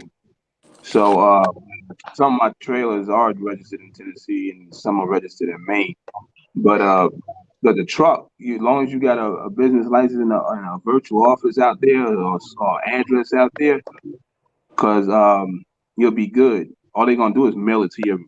They'll have a mail to address for you that you can Well, hey, use. Lee, you have So to You know what's when you get it, you have to switch. Do you have to switch your the title? You have the title in like yeah, Arizona, you or you have got to have the title in that state. the title will be in um Tennessee because the business is in Tennessee. The truck's owned Right. by the company. yeah, so yeah, my trucks is set up in Tennessee, titled in Tennessee. Now somebody leasing on to me, it might be a little different because the carrier will be responsible for the safety and all that crap. So Right. Mhm. but that'd be the only other way around. If somebody lease on to you, they don't have to title their truck in another state. Kind of like what we I do know now what with paint. I know what a friend of mine does because he like to buy the new trucks, right? He get his tags in what state is that? Montana because that tag Montana is cheap. $0. Yeah, Montana cheap. The Dakota's cheap, I think. Um, so, but yeah, but Tennessee's a good one. You can put your truck in and everything, trailer. But yeah, Maine would be a little better because it's a little faster. Yeah. But Yeah, man, is quick. you Yeah, know, man, they don't be Georgia, playing. Georgia ain't bad, but Georgia ain't great. the Like, thing is, Nah, yeah, it ain't bad, but the, it ain't great. I think for my the, trailer it was I think 1,700 or 1,600 something like that. We want to get the commercial. Now I seen some guys, but they'll get a regular Georgia trailer tag, like a regular tag. They yeah. run it just like that too. The Mm-hmm. thing is just the why people do it. Y'all listening is because of the tax. Yeah, Nobody Yeah, wants to be paying them taxes on them, especially trailer, every year trailer, yeah. every 5 years you got to pay a tax on what? Nah, And then you gotta that's ain't renew crazy. doing it every all It's that. two like years. Yeah, you gotta it's renew it just every two like people that years. live in like California, New York, New Jersey, something like that. Man, in those areas, man, I wouldn't even try to set up a business in that state. Man, I would try to look at Tennessee, Texas, hell, Montana, Maine is the something, best man. one. Maine. That Yeah, tag, man, them Yeah, are good for y'all like 12. ridiculous. It's good for like 12 years. Like the last time I got pulled into the scale, dude was like, "Yeah, man, it looked like your tag's expired." I said, "What tag?" He said, "Your trailer tag." I said, "No, it's not." He said, It's "I said it's exempt. good for 12 years." He looked at the date. He showed that. He's like, "Man, go ahead." He said 12 years, man. Like I just got that tag. So yeah, Maine is good for the trailers, and then you get it back like yeah. that. Like You get you back in get it like a few overnight, days. 3 days, 3 days. Yeah, Yeah. So and then Tennessee you want cheaper, yeah. but it might be a little bit slower. You pay like 119 for life. That's it. You will never pay for it again. So You said 119 for life? you pay $119, I think it is. I learned that like a long time ago when I first bought my first reefer, and they did it for me. They put it on there. I said, why the hell I got a Tennessee tag though? And then I figured it out. Like this was like back in 2010. So yeah, 119, something like that, and you never have to pay for it again. Dang. I was just pulling them out yesterday, the registrations and stuff. What about Looking. what you know about Indiana? I don't know what's about Indiana. They got, I forget what theirs is. They ain't that high either, but some of these states, you gotta jump through a few more loopholes, to Mm-hmm. a few more hoops to get shit done. Like some of these states, you gotta be present. Mm-hmm. Some states you don't. Like Tennessee, you ain't gotta be present. You can just. I learned that I could do Hey, I everything the appreciate you, way man. Thank you. All the right, way take care. Tennessee All right. does it. For example, I didn't even know this. I had got the business license. I ain't incorporated in the state. I just the business license and the virtual office. I didn't even realize on the same website that you can do everything there. Mm-hmm. I mean, you can do the truck tag, the trailer tag, everything right there. some states is different. Mhm. So, Yeah, I but was wondering about Indiana because I see a lot of large carriers. They have Indiana tags, and about the Indiana tag, they actually have like the logo and everything when they tag. You ever notice that?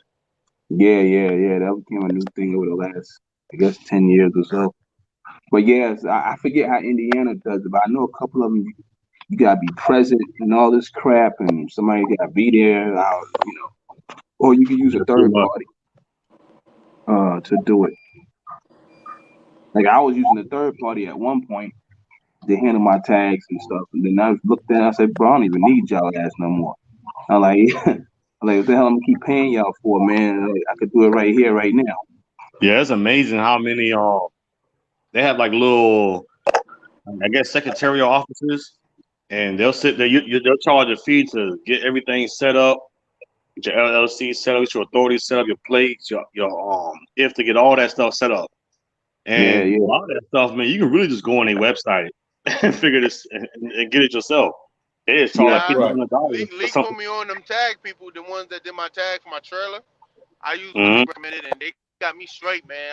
Cause I was like, man, I ain't trying to learn nothing new, man. I just want the tag, and they had it to me yeah, in like 3 days, and they took care of it, and it wasn't that much. They charged you like $50, and they took care fifty of all bucks. that. Man, For, the, that ain't bad. Yeah, for what? $50 I plus the think price of the tag. So $75. yeah, yeah, $75 plus the price of the tag or whatever it is. Yeah, so Yeah, altogether, I think it was like $300 or something like that. Cause Man, I that got ain't 12 bad. days. And Yeah, some so of the places I've been seeing, man, they've been charging folks like 300, 500 bucks to do that same thing. nah, yeah. Now they they charge charge like they charge um $75 for the transaction and whatever the state charges they charge.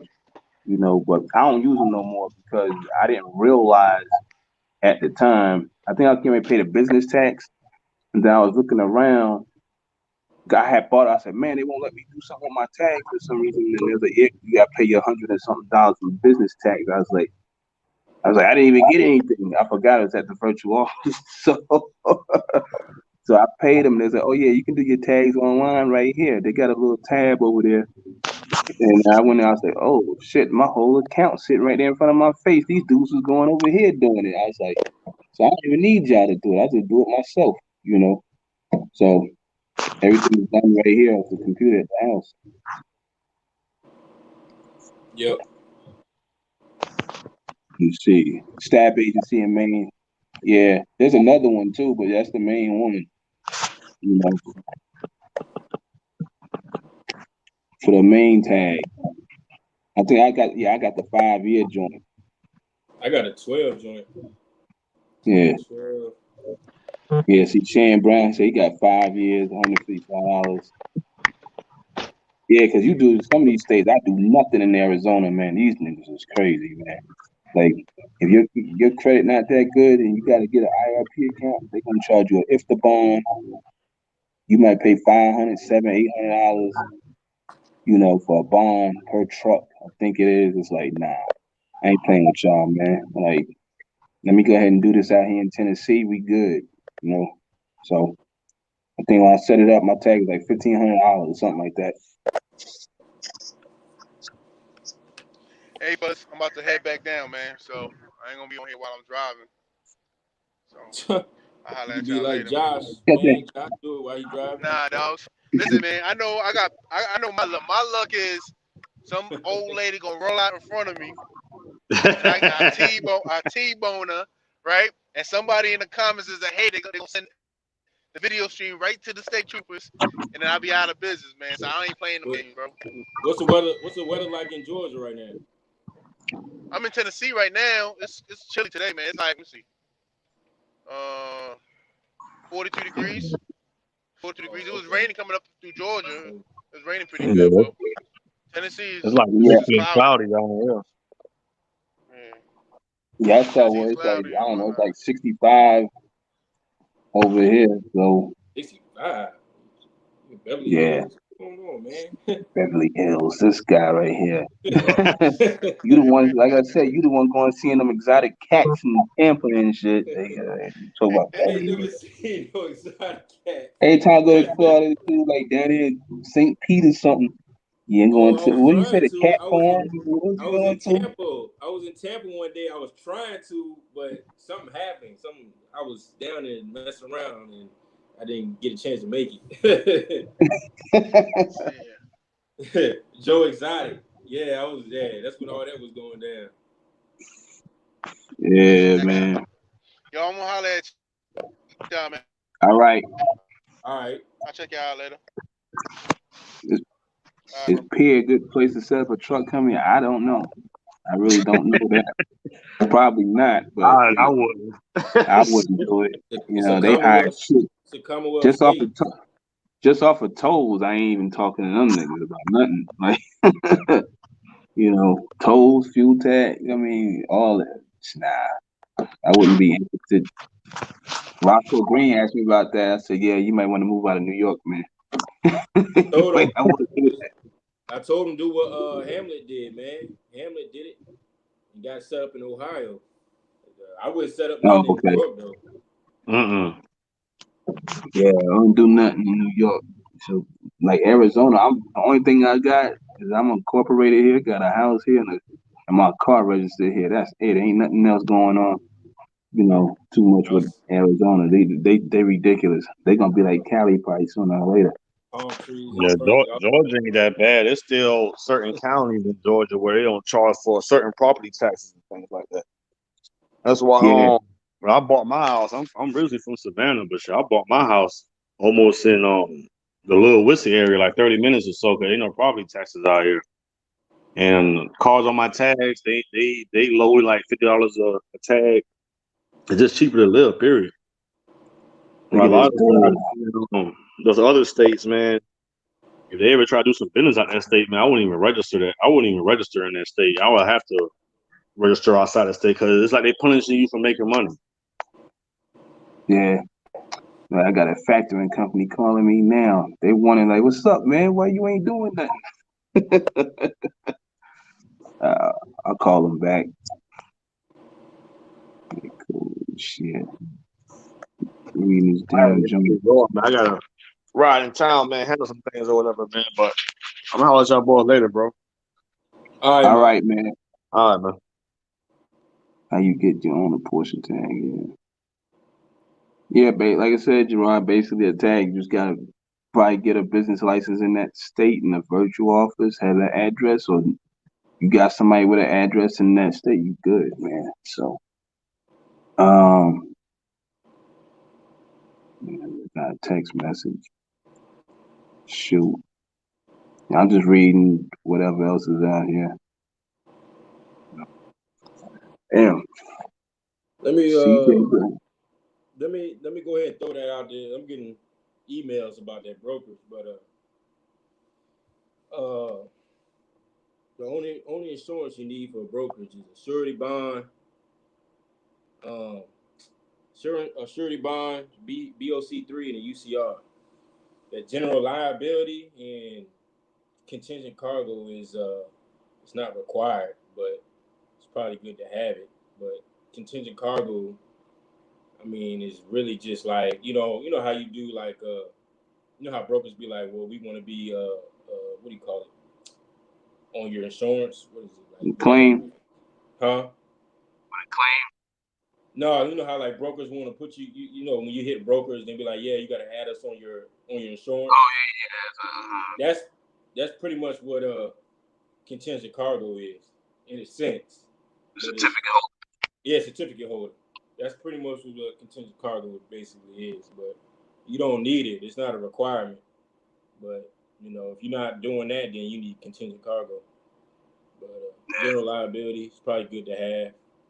You know, you can probably get that later on down the road. It's not necessary. But surety bond is all you need, man. $75,000 surety bond, and that's based off credit. It's based off credit, off your personal credit. So if your personal credit, if your credit is jacked up, you need to fix it because that surety bond is gonna be crazy high. Surety bonds range from paying between $3,000 and $5,000 generally. Well, it's not 3,000, 900 to $5,000. That's what it is. $900 to $5,000 is generally how much a surety bond's gonna cost you. Like I said earlier in the video, I paid $1,250 for the whole year. So just throw that out there. Emails. Definitely have your credit straight. Yeah, get that credit straight. I'm telling y'all, man, y'all gotta get the credit straight regardless in any business. Don't be that guy winging it. You know, paying all these crazy damn payments. Do y'all like autos? What you talking about? What auto? Oh. What happened? Something. What's going on with your sound? My sound? Yeah, it sound like you sound crazy. Right, the damn computer, man. See if it shut up.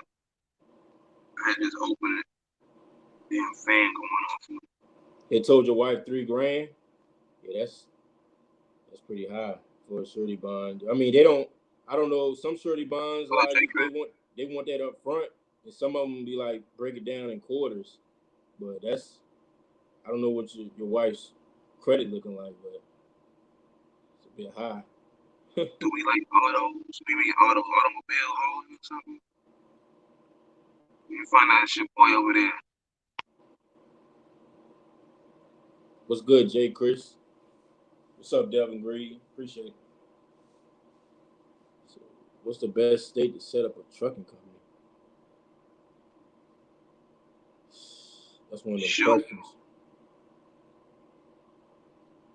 Shoot, this truck ain't set up everywhere, so I don't know. You know, I guess it really doesn't matter for the most part when you set it up at. I don't know, but some of them I don't recommend doing any business in. I mean, you know, I said PA, but Dirty Broke might tell you better than me. Some of these states got all these taxes and stuff, man. Like for instance, like Virginia. When I did my IFTA taxes on the fourth quarter, man, them jokers went up. They went up, you know, on it. You know, I ended up having to pay like $500-$600 for my fourth quarter. I'm like, they talking about some old because of COVID. I'm like, whatever, man. You know, that's what I be talking about. Virginia's a Commonwealth state. I got mad bills in the mail for toll violations because of COVID. I'm like, damn. Somebody says I gotta pay all these tolls. I pay them. I don't know how much it is, but that's what I was doing yesterday. Your sound is crazy, yo. Let me jump off. Hold on. It's probably because this dude called me, man. Oh, you might have to leave out and come back in. Yeah. But let me jump off. Like Virginia went up. My registration for Virginia went up too. I went from $1,500 to paying like $1,700 to get my plates renewal. Once again, they blame it on COVID. That's what they say. It's reefer trailer. Best way to stay busy when the market is slow. I just say reefer is the most consistent. It's the most consistent. How can you shut down your authority like HT Logistics did, but not reset your authority history? I don't know what he did. I don't know. I know he said something on the video live the other day. He took it off and came back on with it. I don't know what he did. I think X was still in here. He kind of did something similar, but he might have just paid. He kept paying his insurance. I don't know. I really don't know what he did.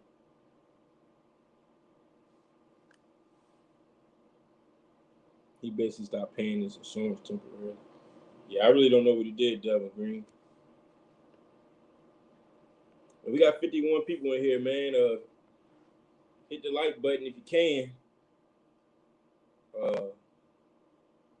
Ain't gonna be here too much longer, man. I'm gonna go ahead and get up out of here. Got some. It's almost 12 o'clock. got some work to do, man. I appreciate y'all coming in here, man, and hit the like button, subscribe, and the email's right there. Anything freight brokers related. General questions, you can hit me up, call me Cooley 804 at gmail.com. And I appreciate y'all coming in, man. I'll catch y'all later.